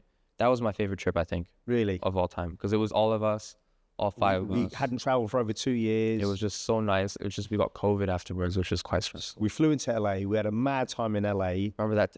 That was a ridiculous trip. We were doing so much. It was like... Tell everyone what happened. So like when we were in LA, there were 2 or 3 days that were just stacked. I think we did Disneyland. We did Disneyland, Knott's Berry Farm, and an NBA game. All 2 days. 2 days, yeah. And by the way, there's a long drive in between Disney and the Knott's Berry basketball. Farm. Yeah, it was ridiculous. Yeah. Actually, sorry, we did Knott's Berry Farm, then Disney, and And then that night we did. the NBA. Yeah. So we drove. We stayed in a different hotel. Drove to Vegas, and then we drove from Vegas. That was a long drive. Yeah, Yeah, we drove all the way to Utah, and we stayed on a ranch in the mountains. that was fun. And then, It was so beautiful. so check this out. So me, you, and Talia went on a horse ride, and the woman halfway up the mountain goes, "Is anyone afraid of heights?" And I said, "Yeah, I am."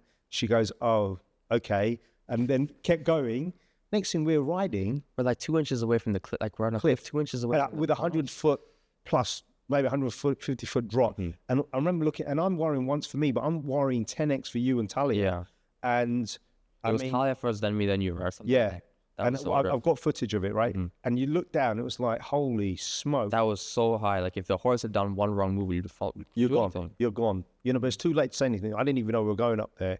Got back, I was just relieved that we finished. And then, yeah, we drove all the way down to Arizona. Yeah, And, Scottsdale. you know, Scottsdale. And, but before that, we were in Page, we were in Phoenix, we were everywhere. It was a really long trip. Really great trip, right? We all got COVID. Well, everyone got COVID except for me. Yeah, you were the last one to get actually. So it was Christmas Eve, and I was saying to Mummy, Well, we weren't supposed to stay there for Christmas. Remember, we're meant to be supposed home. to go back, but because the rules were weird, we were like, okay, we're not sure if we're allowed back. If you have a certain type of COVID, I forget. I think it was Omicron. Omicron. You can't come back for 2 weeks, so we had to stay, and then We got a place, and we're having Christmas.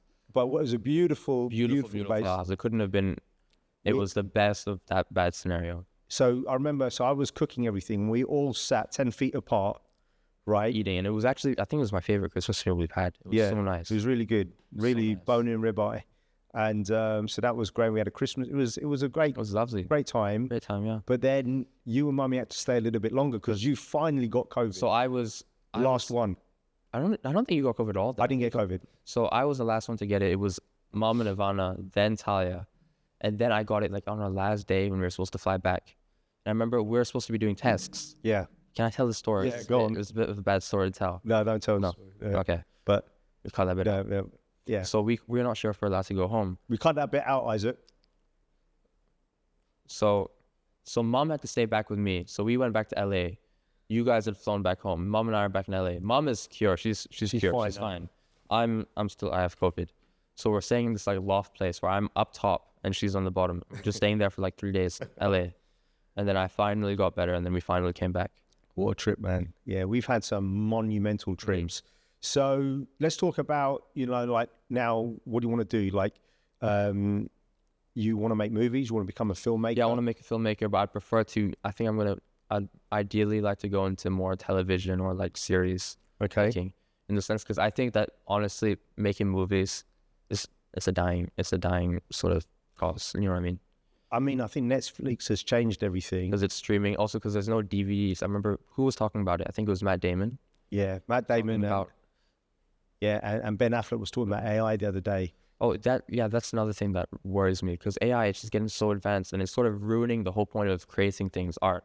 But I think going back to Ben Affleck's point, he just, he described it really well. But he was effectively saying that ultimately all it can do is replicate what the commands are, right? But the magic of people being in like one of my favorite scenes in a movie is Jaws, where Quint, played by Robert Shaw, is there, probably drunk in real life, and he's talking about the USS One of the best Indianapolis, seasons of all time. right? So you put 2 or 3 great actors in a room, and what I've learned about acting is, truly the best actors, they listen to their fellow actor, and they're reacting in the moment like they're experiencing it. So I'm not worried about that. And the reality is, you might have AI-based productions, but you're I not read going an to be article interested. once about this, actually, about how AI, it's sort of if something's supposed to be extraordinary, AI sort of ruins that. It's just replicating things, as you said. Yeah. And I actually had to do an essay about this in school. I think it's quite interesting because it sort of ruins everything special about it. Yeah. Creating art's supposed to be this amazing thing, but then it takes away the, I'm struggling to find the word. I had a word in my mind. No, but the authenticity. Yes. Right. And so whilst listen, AI is brilliant, I'm not worried about it, especially in the art of movie making. But I think there will be a niche because there's too much mass production at the moment. Yeah. So like when I grew up, I can tell like you're a fan of the Cobra Kai series, but mainly There's only 3 Karate Kids. Yeah. So the first movie that I ever watched that I can remember in the cinema was Karate Kid 2. So I saw KK2 before Karate Kid 1. KK1. And, it completely changed my life because I fell in love with Japan, which I'm still very much in love with. I fell in love with martial arts and karate. My dad hated Daniel's son because he thought he was a wussy. But, and then obviously I watched Karate Kid 1. Then I watched all the Jean-Claude Van Damme movies, and it kind of There's so many Jean-Claude Van Damme. I have some of them in my room, some posters. I mean, it's just so great. That was a different time though, because it's sort of, we don't really see martial arts movies like that anymore. Not really like Karate Kid, but all the Jean-Claude Van Damme, all those types of action films. I love it, man. I absolutely, I love it. And I just grew up with those guys, Stallone, Schwarzenegger, Van Damme, and that completely shaped who I am and what I do. One of the things I wanted to talk about is, I've always believed in, like, I know that you're going to be a fantastic driver, right? Sean, if you're listening to this, I think Kaiden can take you, mate. A couple of rounds of go-kart training. But in all seriousness, what I was going to say to you is, if you think about it, every time you've had the opportunity to do something, you've stepped up. So I said to you, hey, Kaiden, I want to shoot these commercial videos, these corporate videos I never for my done that company. before. Yeah. You hadn't done it before. So we created a storyboard. We talked about it. And then I just gave you the keys to the car, figuratively speaking. And you were managing a collective group of 40, 50-year-olds, men and women. And this is my memory. Tell me what you thought. I was watching you, and, I'm a massive, massive Clint Eastwood fan. And I'd watched a documentary about not just his acting, his filmmaking as a director. And you reminded me of him because he's very cerebral, very quiet. He just, quietly directs everybody. And if it was me, I would be saying, do this, do that, all right. I'm like, and you just made it flow so seamless. You did it at home, you did it in the office, did a tremendous job. What was your take on that? I think, it was definitely different from like making like a film, because it's not really story-based. There's no dialogue. Yeah. It's more of telling a story. It's like making a silent movie almost. So I think the shots, I wanted to make them dynamic because it was for your website. Yeah. So I didn't want it to be still because it'd be boring. You wanted dynamic shots that filmed all off your iPhone. Yeah, fast. We got done pretty quick. Very fast. Yeah, which I love. It's like in and out efficiency, and then just showing what you're trying to sell. Your career coaching, which is great because we actually showed these people who look like they're interested. They look like they're interested. They were interested, but. It was so interesting. I was giving them the lyrics, mate. Of course, yeah. And I think that was a great experience. I think that was my first time on sort of a more official sort of set where I'm sort of in charge. Yeah. So I'd been in charge of maybe my YouTube stuff with my friends before, but that was about it. That was like with an iPad. Yeah. But this was with proper equipment, a proper big crew with adults. Yeah. I think it was a bit nerve-wracking at first because... I couldn't tell you that you were nervous, but... I was a bit nervous because there's so many adults and like, okay, it's all on me now. Yeah, because they're adults, and I got to show them. Cue this clip afterwards, Isaac. So the intro to Quinntessential podcast, that's your whole production, that's your edit. It's brilliant. Now the podcast. So when I said to you, look, Cade, I want to set up the podcast. This is what it's like. You're the guy that's sat down and curated all of this whole setup and the scenery. I'm very proud of you. Well done, man. But how have you found that experience? I found it's actually been very interesting. I think. So we did a lot of research, Isaac and I, into the... Isaac's done a great job working with you, right? Because when you're not there filming, he's behind the camera. So we did a lot of research into the way that podcasts look. So we looked at many popular podcasts like the Joe Rogan podcast. And so we saw there are 3 cameras set up here. I'm just going to look at them. Yeah. We got one set up there, one set up there, one set up there. So one will be looking at you, the host, and then one will be looking at me, the guest. Then one will be looking at both of us. And that sort of simple, that basic idea sort of evolved. Now we have all this equipment. We have a slider over there to have more dynamic shots during the podcast. Yeah. We have various lighting sources to, change the lighting because sometimes, depending on the weather, and because this is a big open space, it'll change the setting. It'll change the way we talk and the way we look, which I think is important. And also, the great thing about having all this equipment is that it gives me a lot of access to create films at home. Yeah. I'm very blessed for that. So I don't have to keep borrowing stuff from the school. And by the way, let me bring you back to maybe a year or two ago. You say, Mummy, Daddy, I want to film a movie. It's a kind of who's done it, and somebody's going to get murdered, not literally, but at the party. So I need to stage a large house party. It'll be like 40, 50, 60, It was an 70 excuse people to throw a here. big party, yeah. Well, basically, it was a big excuse. I mean, I know you were filming. We were filming, but there were a lot of problems that day. I regret filming it the way we did. Well, I think you had 2 goals. Number 1, to throw a party. Number 2, to invite all the very attractive ladies. Yes, of course. You know, that was part of it, was it? Yeah, but the thing is, because it was an actual party and we were filming at an actual party, Yeah. because I'm the host, I had to deal with all the host things. Like some girl went off somewhere. But the problem was, because it was a party, you couldn't do proper filming. Yeah. Do you know what I mean? think some bits were well done, so it got the atmosphere of the party. We got lots of B-roll For sure. footage, but then also we were distracted because you can't really focus in a setting like that. No. And so we lost some audio. We didn't even attach the mic to the cameras at some parts. So that's a shame. That was a good experience though. So let's talk about the productions that you got up and coming in the 2 or 3 projects that you're really focused on, right? So I got 3 short films all by myself, indie films, not by myself, but You've written them.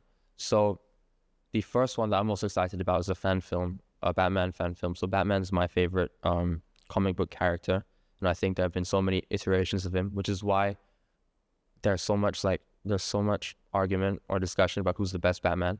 But I think every Batman sort of has something good or bad about it. Come on, man. There's only one. Christian Bale, but you have to admit the other Batman do actually bring something to the table that But it's not even Christian Bale. It's just the whole Nolan. It's Christopher Nolan. I mean, the man's on another level. It's almost too well written. It's like every single line I could put on a poster. It's just so fantastic. So when does production start on this? Tomorrow. Tomorrow. So we're filming so you're playing Bane. I was born in the dark, I don't think we're gonna do that voice. raised in it. And I'll be playing a young Bruce Wayne. So this is sort of an origin story, Batman's origin story. And I think what's interesting about this is that, firstly, I'm going to be experimenting a lot with a few different things. So I'll be getting back into action. I haven't done an action film in a long time. Yeah. I think the great thing about filming a fight scene between the 2 of us, and now that we have all this camera equipment, now that I know a lot more about film, Yeah. it'll be a lot more nuanced. And especially, we have to stretch so we can do some kicks and all. Otherwise, we'll hurt ourselves. I need a couple of hours. Me too. How are you going to deal with the height difference? I mean, Bane is shorter, but not as. I'm a lot shorter than you, so. I'm gonna squat, and I'll just have a very wide stance. Okay. So that'll be fun. I think that'll basically bring a large audience to watch, because if you just Google, everyone loves Batman. Yeah. Everyone wants to see Batman. So I think that'll be fun. And we're going to have settings. So we've got potentially Hong Kong. Yeah, Hong Kong. But in Hong Kong, we've got 3 or 4 scenes planned. But the thing is, because I think one of the things that I do very well as compared to a lot of my classmates in film is I'm ready to improvise. Yeah. So I always have a backup plan for my backup plan, or I can come up with it first. I like that. Like if it's raining for filming outdoors, I have another idea. Well, and it's tough because we're on holiday with the girls and your mum. So I mean, the good thing is we have lots of lovely camera. I keep looking at the camera. Sorry. that's right. Lovely film equipment to use. I've written out the storyboard, and I've been doing a lot of research into the different ways I want to film this. But by the way, a lot of people that might watch this that have that want to do some filmmaking, we've not actually spent a lot of money on like these mics. We're middle of the range. We didn't buy the Shure mics, right? The cameras are actually inexpensive. The challenge is we haven't gone with expensive lenses. So and actually all the corporate videos were filmed on your iPhone, which is amazing. Okay, so that's project 1. Project 2? Project 2 is a very short project. This is a bit of an artsy one. It's about this guy who falls in love with himself, and I think it's a reflection of me. No, I'm joking. But it's a reflection of social media and sort of the idea that, you're self-reliance. Yeah. And so in this film, it's a bit artsy. It's a bit out there. Did you get this idea after you got your first modeling gig recently? No, I had this idea before that, actually. Okay. So it was actually a joke I made once, because someone said I was in love with my reflection. So of course I'm not. They thought you were a narcissist. Yeah. So it's about this guy who basically hangs out with a bunch of his friends, and it's a bit out there. It's a bit artsy, but he would much prefer to be by himself. And then one day, he has a clone. It just appears out of nowhere, and now he falls in love with his clone, and it's this like love story almost, but it's so warped. It's almost like Black Mirror. Okay. It's a really twisted. Oh man, that sounds good. That's going to be risky. I love it. Yeah. Third project? This is one I'm probably most excited for, in the sense that I think it's the most nuanced story-wise, and it's the most creative work out of the lot, because Batman's an already thing, and then Batman's an already great character. The self-love story with the guy who falls in love with himself, it's a very short story. Yeah. It's not very deep. It's like, it'll be maybe 5-10 minutes tops. Oh, really? The next one, I don't know what the title will be yet. I have a few working ideas. It's about this this guy who's maybe like 30 or whatever. And so his parents got divorced when he was young. He's been living with his mom. After his mom dies, he goes to live with his dad, right? Or to see his dad. And his dad's remarried and he has his half-brother. And he's met his half-brother a few times, but now he's living there with them. And he's getting closer and closer. And he's realized that his dad and his dad's wife have just been spoiling this little kid. They've been encouraging bad behavior. They've been letting it slide all the time, which is ridiculous. And this actually leads to a lot of bad things. Like he starts becoming a criminal and his parents are sort of covering it up or encouraging it. Oh dear. And it's almost like a thriller. It's twisted. And I kind of like that. I was inspired by a few different things I watched. I think that sounds brilliant. I want you to explore different genres, you know, so if we get a chance to do another father and son trip, we've talked about that. Maybe we'll save that spoiler. But if you can do different things, and the wonderful thing is you can always look back at it and the plethora of work, because unequivocally, I can see you setting up your own production company, and you know, maybe I can act in a couple of them. Yeah, I'd love for you to act in a few of them. And we also talked about something that you wanted to make. You wrote something. I wrote something, so that would be interesting if we could make that, because that's quite gripping. That's full on. Let's just touch upon universities without specifically mentioning any unis. You know, Mummy and I have talked to you about the possibility of studying abroad.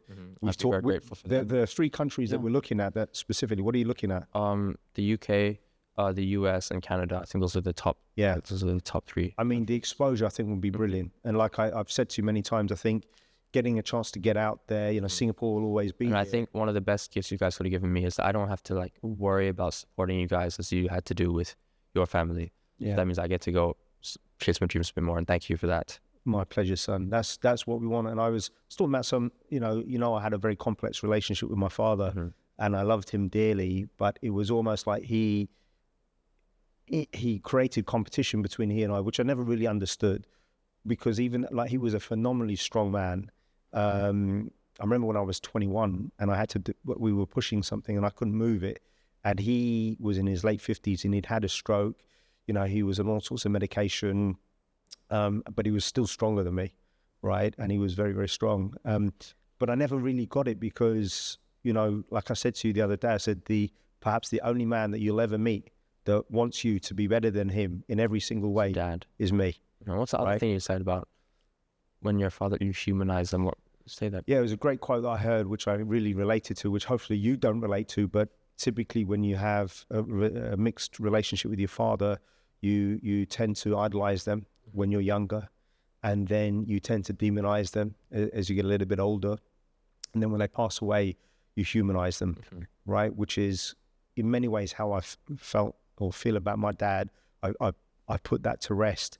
I mean, I really think that he did the best by me. He was phenomenally hard on me, but the weird thing is, it's like my younger brother Stephen, who's physically a specimen in his own right. He was very gifted sportsman, more with technical sports. I look back, you know, I always... It's almost like Taya and I, in the sense that Taya's physically, you know what I mean? She's... Yeah. Then... Yeah, well, people wouldn't think that looking at her right now. They couldn't necessarily tell, but she is a beast. But, you know, I think my dad always relied on me, and I helped my father from a very young age, as did my brother. But my dad had a stroke when he was 14, and when you were 14, sorry. Yeah, and I remember one day he said to me, your mother and I are going away for the long weekend. I want you to cut a hole in the wall and put up the door frame. And I think I was young, and I might have been 17, 18. And here's the disc cutter. So I didn't know how to do that. I knew how to. Yeah, he never showed me. I just watched him.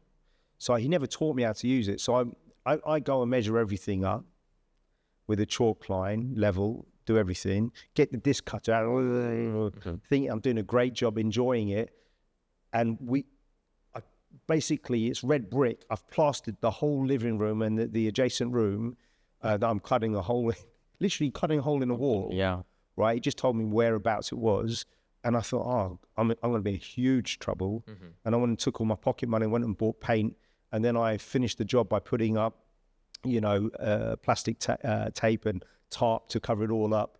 But I remember just doing so many difficult things. And my dad was just, you know, he taught me how to use a machine, like a JCB, in 5 minutes. You always expect, he was a phenomenal driver. One of my hidden talents that most people don't know is I'm a phenomenal driver. I'm really proud. Since I was 18, I haven't had any points. I remember that time in Oman. That was crazy. That was crazy. That was ridiculous. What a journey that was. Wait, let's tell them about this. So Go on. what happened? So in Oman at the time, I don't know how it is now, but there were no signs anywhere about where to go. So we're supposed to be going to this turtle sanctuary, right? No, this was different. So we're staying in the View, which is up at the top of a mountain. So there's GPS telling us to go this way, but there's no road. So we're kind of just riding up this hill on a mountain, and it's getting kind of dark. I mean, it's getting kind of late. And then we get there, and we're in a random village. No, but by the way, listen, we've driven up. It's higher. If you look down, there's a 200-foot drop, and the sun is setting. Yeah, but wait, that was after. I was after. Sorry, okay. you get to the village, right? Okay. And then these people are like, "Who are you? What are you doing here?" And they were goats. So they're upset we're there. We're in the wrong place, obviously. Yeah. Then we have to turn the car around and go back down on the side of a mountain. That's when the sun started setting. That's what was scary. And I had so bright. I had to look out the window because Dad had his head out the window like that because it reflected. Yeah. So, and then I remember that was crazy. And when we drove in the sand, there was a convoy of 3 cars. We were following the leader, and she's used to driving in the sand. It's very different.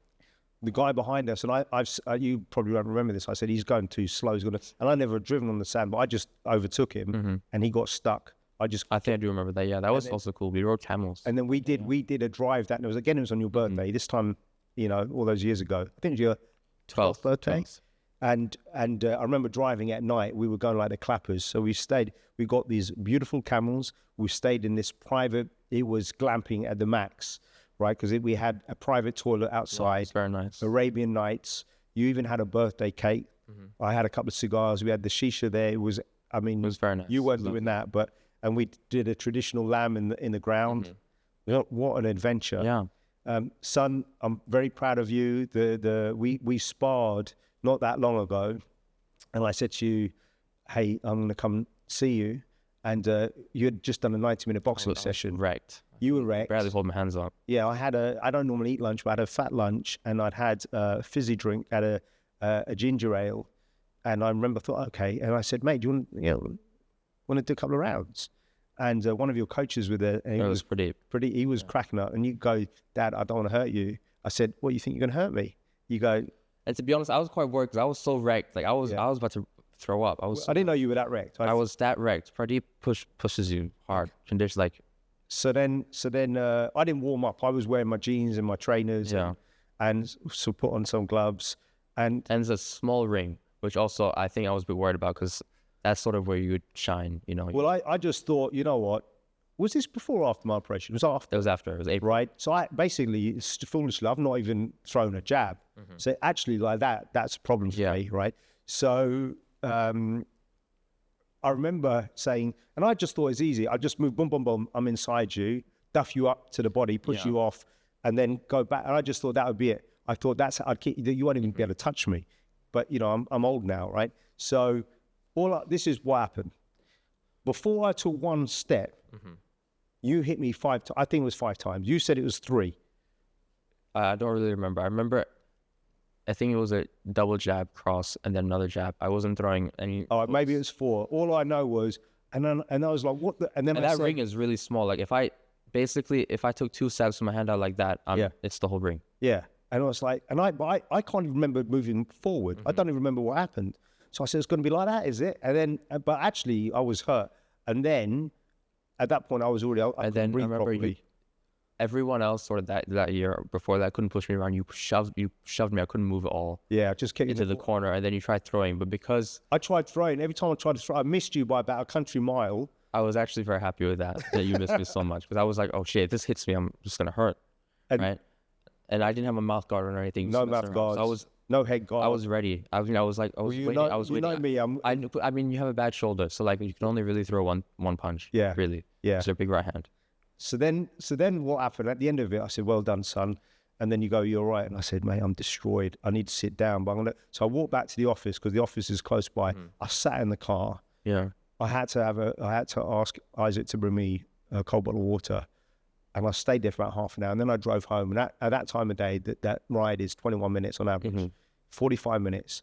And then I got back, And for the next 4 days, I was wrecked, as in here. But for the next 4 hours that night, and I texted you, and I remember saying, I WhatsApp you, I said, son, you whooped me. I'm wrecked. I'm so proud of you. Well done. And then the funny thing is, you went straight out that night. You've been at school all day. You've been. I had to go watch my friends' plays. Yeah. And I just thought, how's he still And I was and for 4 days I had whiplash. But look, I couldn't be prouder. Look at the fine man that you've become. Thank you. You know, you've on your 13th birthday, when you became a teenager, I said in many ways, you're already a man. Back then, which I genuinely believe. I look at you with great pride. You know, in some ways you've been a project, an ongoing project. Now your sisters, it's their turn. People say, where'd you get your height from? They always laugh. But, you know, the truth is I'm shorter than my dad and my brother, not by much. And my dad always had me up, 5 o'clock in the morning and working. You let me sleep in. And none of that. And what I'm really proud of that people may not realize, you and Talia have never had any serious injuries. You know, I had, so by the time I was 12, I had damaged both heels, torn both hamstrings. I had Osgood-Schlatter's disease in my knee, and I was out for 6 months. I'm just curious, if we were to make an action movie together and someone was to be cast as the villain or the hero. Well, actually, historically, you've always been the villain and I've always been the hero because that's the way it's been. But actually, I think it would work best if it was more like a buddy cop movie for the two of us working together as compared to, I would like to do an action comedy. I feel like there aren't enough of those anymore. Yeah. With you and I, sorry. That'd be fun. Then what about if we were to do a sparring match? What role would Mum play if she was the referee? What would she say? She'd let me get you a little bit. She would say, "Go on." She would encourage it. Yeah, she would even let me cheat. Like if I threw an elbow, if it was a boxing match, she wouldn't mind. Yeah, she wouldn't mind. Everyone is fine with me getting battered. Yeah, what the hell? Let's talk about your relationship with your mother, because you and Mum are like two peas in a pod and always have been. And before you answer this, she said this maybe 2 years ago, which I'd never heard her say, but you filled a void in her heart after her dad suddenly died, because we had you not long after that. But you have to have a special mention to Mom, your relationship with your mom. She's very kind. She's very sweet. She's a saint. Like we're a crazy family, let's be honest. We're nuts. But Mom is really a saint. She's the most normal, which is, she's not even that normal, but we're quite nuts. She's really the most nuts in the family. It used to be you, but now everyone's kind of getting close. Who's second? Tal's me. You? I think it's me. Tal's actually is probably the most normal, but she's nuts in a different way almost. Yeah. It's just it's weird. It's like it's difficult to describe and explain. Yeah. Yeah. I know, it's interesting. Do you have any questions for me about life, business, or anything? Yeah. So what actually really got you wanting to do the podcast? What started all this? Because you came to me and you were like, I want to make a podcast, but what really, out of everything, the podcast is quite specific. So, I don't talk about work too much, but in my job as a headhunter, I'm kind of hidden, because most candidates can't acknowledge that they know me, because if their boss knows they know me, they get nervous, unless, of course, I've placed them. And so typically it's only my corporate client. So that's one. Two, as part of my career coaching, I help people optimize their LinkedIn. And in fact, an interesting number, a percentage of the top 10 voices on LinkedIn in my area of private banking are actually career coaching clients of mine. And the interesting thing that I realized was, well, look, if I'm helping everyone else get this publicity, why should I do? My goal is to establish credibility. And then you built a lovely setup in our home. Yeah. It looks great. Like, honestly, it's very credit to you and Isaac, right? But we'll have to show a clip of you doing this, because what people don't realize, we have to take it up and take it down. This is normally our living room, but then now it's this. It's Mum gets upset when I keep it there for a couple of days, right? Yes. So, no, but what it was I just really thought it starts with the guests, because most of the people that I know, in particular in private banking, they're such interesting people, and I've had the fortune to become friends with a lot of these guys. So I just want to give their backstory, because 9 times out of 10, people only know them as... You're giving a voice to all these people who otherwise wouldn't be able to talk about their stories. Yeah, and because I know all these people intimately, and I thought that was interesting. I wanted to differentiate myself as a subject matter expert. And a lot of people don't even know that I do career coaching, right? And you helped me. I created 13 videos. So if someone's going for an appraisal or a pay rise, you know, how do they do that? Videos actually help a lot. Yeah. So that was it. And also, you know me, I like a new challenge. And I, you know, something that I always say to you, like how I do anything is how I do everything. So I want to always show you guys by example to try something new, right? And, you know, I was raised I don't know why, my brother and I grew up very confident. Your mum always says that perhaps Stephen and I are overconfident. She said that my mum's eulogy. And I wonder why, because I think my mum and dad, they believed in us, but there were limitations based on, you know, oh, Paul, you're not that academic, you're dyslexic. You know, there's probably limitation how far you can take this, or setting up my own business. And your mum's very conservative. And for me, it's like, you know, I wanted to become a millionaire before I became 30. I realized that I couldn't pursue, or I didn't pursue. I wouldn't say I couldn't. If I had my time again, Cade, and I don't like to look back and negatively look at anything, or what would I do different? But as a father of 3 kids, I have to use what I've learned. And, you know, when I was your age, I was a toilet cleaner, and then have worked in recruitment full-time now for 30 years. And I did all these different jobs, but I would have pursued my sports. You know, I would have tried to become a world champion boxer. If MMA was around, unequivocally, I would have done that. I would love to have seen how far I could take it, because I think naturally I'm very gifted physically. You really are. Yeah. And, even now, guys, if you see videos of him, like he's got a bad shoulder, but he's still doing some mad things. See him doing dips and pull-ups and stuff. Yeah, I mean, it's weird though, because, you know, just seeing that Mike Tyson fight and hearing... See what age does to you. It's like I can't do things in the way that I used to. And even though I'm in theory in good shape, it's different. You know, I can't... It's chalk and cheese from what you were before. Can't do anything, right? So like, in the past, I could do over 40 pull-ups without a warm-up, you know. Now I think, and you know, people always say if you can do 20, you're a really good athlete.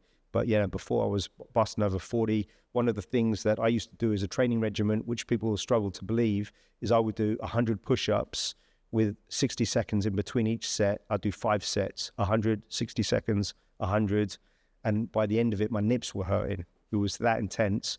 But so I say that to you, to pursue your dreams, right? And go all in. Right. And I always break down what you're about to do, be it in sports or whatever, be it boxing or be it in acting. Like I always say, look, watch the greats, right? Understand timing.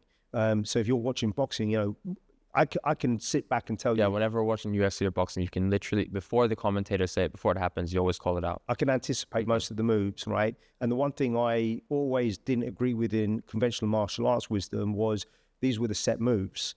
But if more often than not, the unorthodox things are what work. That's it. When you don't see them, because everyone trains for, you know, the orthodox things, the proper technique. But if it's something weird and random, that's the thing.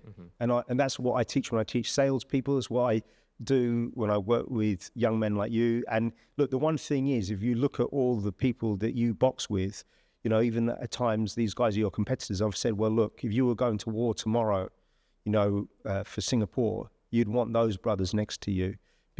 And they share many of the same dreams as you, because they're getting up 4 or 5 o'clock in the morning and running, they're cutting weight, they're doing all that.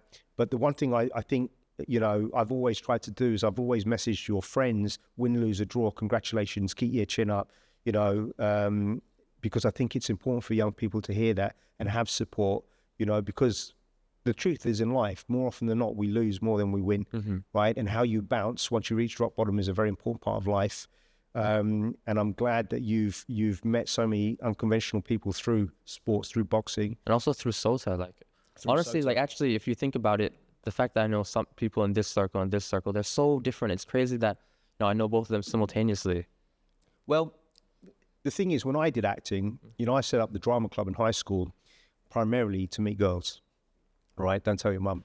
But the one thing that I learned about that was the stereotype of someone who's an acting, a thespian, back then and especially now, is, well, you know, you've got to be a feminist, not but hold on, who's one of the biggest movie stars today? The Rock. Yeah. All the guys that I idolized, right? And if you look at Sylvester Stallone, his story before Matt Damon and Ben Affleck, wrote his own script, sold it, starred in it, insisted that he starred in it, had to sell his dog, bought his dog back, and I just think, I fell in love with movies. I've got friends, Uncle Fidelis, one of the movies that he watched when he was a young man completely changed his life. And I can tell you about every time I watched the movie, the impact it had, watching a movie with my father, it brings people together. And like you and I love to sit down and watch things.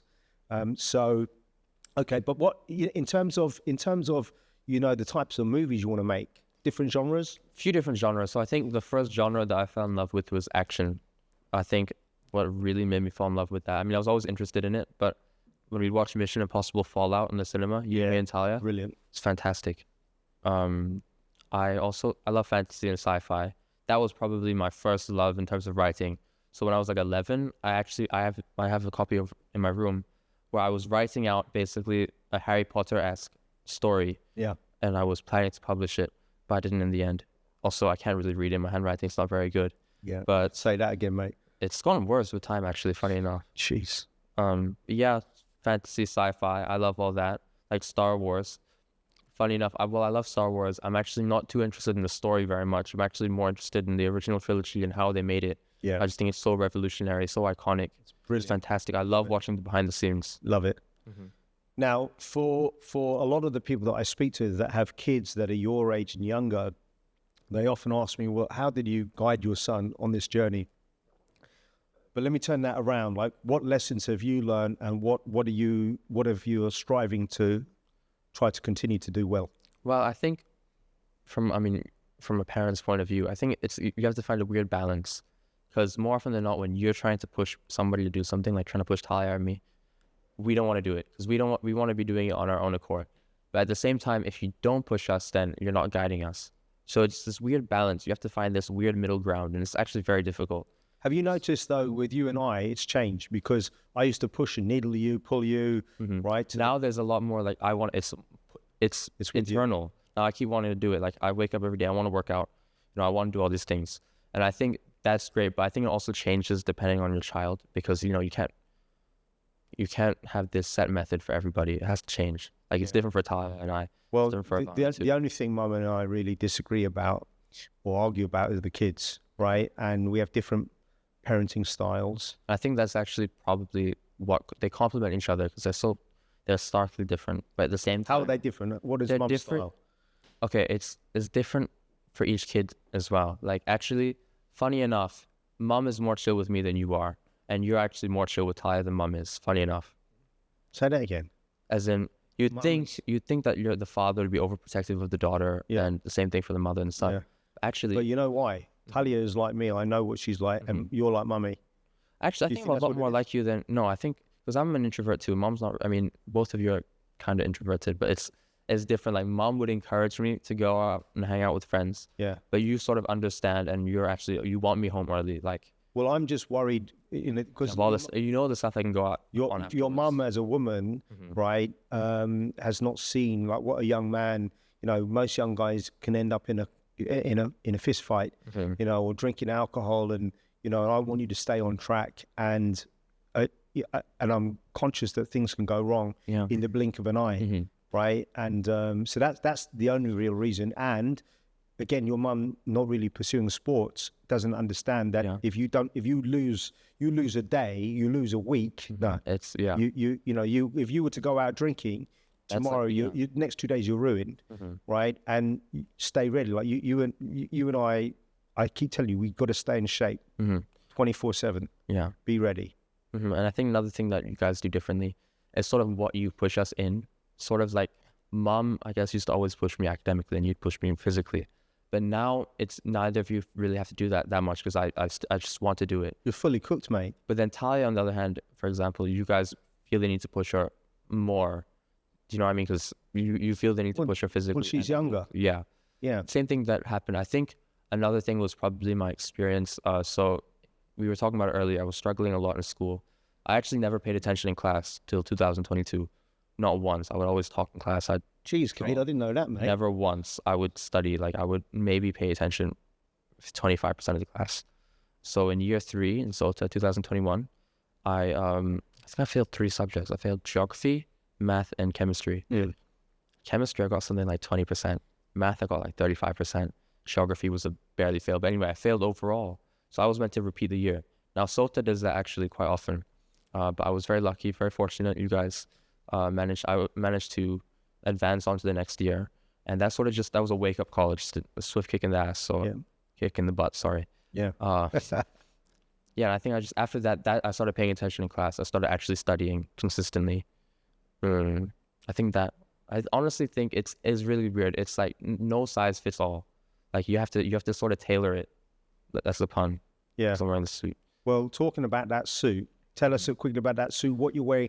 Break it down head to toe. What's the crack? So we went to go get a suit fitted and tailored. Thank you very much. But you didn't know it was a surprise. I didn't know it was a surprise. We went out for lunch. So what happened was he measured me. And the thing is, I feel like my weight fluctuates quite a lot. So this shirt is feeling tighter than it was before. Not as much as me, son, I'll tell you. Everything here is tailored. So the pants, this is my first time having a pair of tailored pants. Before I would wear my school pants with a Zara blazer. That's what I would wear for my suit. But this is very nice. We got these boots from Pedro. They're very nice. Dad got me a watch as a birthday present. Thank you. Beautiful. Now, I don't know if you can see this, but you can do that side. Maybe that side. Yeah. I don't know if you can see this. There's a quote here. But sorry, it says my nickname, Quinsta. And here, it is a quote from my late grandmother, which I think is a lovely quote that we should all listen to. I don't think they'll better see it, but as you can show it, cut to it. It says, "Life is what you make it," which basically means, just make the most out of life. And you wrote that on my bathroom mirror. Yeah. Grandma Constance said that. How did you feel about Grandma? Like, so I had gone back like 3 or 4 times that year, and I had just gotten back the day before, and the district nurse called me and said, "Look, I don't think your mum's got long." And I said, "Well, we're coming in 4 weeks' time." She goes, "I don't think." It was 2 weeks' time when you finish your exams. That was it, after your boxing match. And so that's why it was only 2-week difference. Yeah. And then she said, no, I think you need to come now. So I called my brother. We all flew in. And then what's really crazy was it was the last time we saw her. Yeah. And she died less than 2 weeks later. I think I was very fortunate. So the year before we went to Ireland, and you guys went out a lot because I was still studying. I was coming off that failed year. Yeah. So I was studying a lot. So I was very fortunate and very grateful that I spent a lot of time with Grandma in the mornings. Alone, just one. Yeah, because you guys would go out and she was wheelchair bound. She was struggling to walk. So it was nice to just spend time with her. I talked to her a lot then, like a lot. I asked her so many questions. It's a nice time. And then when we saw her at the very end, the last couple of days we saw her, that was really sad. That was like terrible. Yeah. But it was lovely to have everybody there together. I think it was just a lovely time to say goodbye. I love that house is beautiful. Yeah. I think that might be my favorite place we visited. Really? Grandma's house in Ireland. Yeah, it's so pretty. Yeah. It was very sad. But I think she gave us nuggets of wisdom. Yeah. Sorry? She gave us little nuggets of wisdom, all of us. She's a tough woman. Very tough. And I learned a lot from her. It's weird. I used to argue with Mum quite often. I think I blamed her for my father, giving out to me the whole time. I think I always say my mum was surrounded in a house of 3 alpha males, yet she had the loudest voice. And although my brother now tells me that he realizes that he's more a lover and, my dad and I were probably the alphas. I was the alpha. I've always been the alpha. But I when I look at the way that I try to encourage you and support you and nurture you, it's difficult because I'm preparing you for what is ahead. And the funny thing is when I coach people, when I train people, I say, look, in martial arts, in boxing, if you don't listen to what I'm teaching you, you're going to get knocked out. You're going to get hurt. But, people don't realize that. And verbally, if they're sparring, they get knocked out. They don't even realize it. The client just won't talk to them again. But I think she'd be so proud to see. Look at you. When we got your suit made, I was literally in tears. Not massively, but just thinking, wow. But yeah, Grandma was very interesting, very good woman. Remember that story? So one time, Dad and I, we love doing wind-ups, little pranks. Oh, this is a classic. So I think I was young. I was maybe 14. This is just after I kissed that girl on that TV show, I think. Yeah. So Dad would come up with a story. Kaiden, I dare you to call both your grandmothers. Speakerphone. Yeah, speakerphone. You know, tell them that you're seeing an older girl and that she wants you for your body. And this is just we're just messing around, right? We're at dinner one night, and then so we call Grandma Dolly, so mom's mom first, and she goes nuts. She's an old-fashioned Indian woman, and she starts shouting, "Kaiden, what are you talking about? You know, break your legs." And she got vexed. She was Break mad. your legs. Yeah, and we all started laughing because it was like she's very calm normally, but she lost it. She lost it, mate. Okay, and then we told her it's a prank. Poor grandma. She has to deal with all. Yeah, she gets. And then we called Grandma Constance, Dad's mom, and she was very pragmatic. She paused for a moment. Well, Kaiden, if you feel the need to hide it from your parents, then you probably shouldn't be doing it. Yeah. And it was just very calm and collective, which is also like, so, you know, it's really interesting. I think that's the way we should look at things, because if you go in there angry, like Grandma Dolly did, as compared to going there, you know, calm. Well, it de-escalates everything. Mm-hmm. But I think Mum,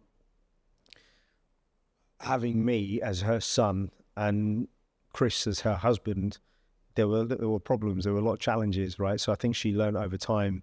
But she used to have a fierce temper. I mean, you know, I don't know if you've seen it. Your mum. I've seen it a few times. Remember that time? Jeez. With the dustbin. The dustbins. That was ridiculous. Yeah. But I think, you know, the interesting thing that I've tried to learn, and it's taken me till now to try to stay calm and remain. You've gotten much better with time. You're very calm. You handle things. We don't give you enough credit for how. Your mum doesn't give you any credit for all these things that when we've had to deal with. Actually, I've been funny enough. You've been the calmer one. You've been the more. You got on camera. You said it, bro. I said it in front of Mom too. Yeah, she doesn't believe it. But I think Mom gets very emotional when it comes to us, and she loses her temper a little bit when it comes to like protecting. Well, so let's wrap up. So, do you want to ask me any questions? Okay, so I'm gonna give you this question. It's sort of something I just thought of. Yeah. It's a weird analogy, so let me explain it. If your life is a boxing match, and you know the beginning of your life is round 1 or whatever, what round of the boxing match are you in? Like what stage are you in? 12-round fight. Mm-hmm. Probably round 8. Round 8. Okay. I'm not in the championship rounds yet, which are rounds 11 and 12. Mm-hmm. That's a great question, man. Great question. What round are you in? Say maybe round 2. Yeah, maybe. I think you're in round 2, bro. Because I feel like the first. I mean, I don't know. You have to sort of define what counts as round 1. What counts as the stuff before the fight. Yeah. Or before the life. So I mean, because I feel like I'm just sort of beginning. Because I've just finished school, which I think I was sort of trapped in for a long time because it's not really been my thing, but I did try towards the end, really. I didn't try really hard before, but the last 3 years, man, pushing. You've been working phenomenally hard. Yeah, I agree with you. Round 2. Son, I'm super proud of you, mate. I'm so excited for the future ahead of you. And whatever happens, Mummy and I are behind you 100%. Thank you, Dad. You know, I love you. Love you. Thanks very much for having me on the podcast. It's been my Appreciate pleasure. it. Cheers, mate. Thank you.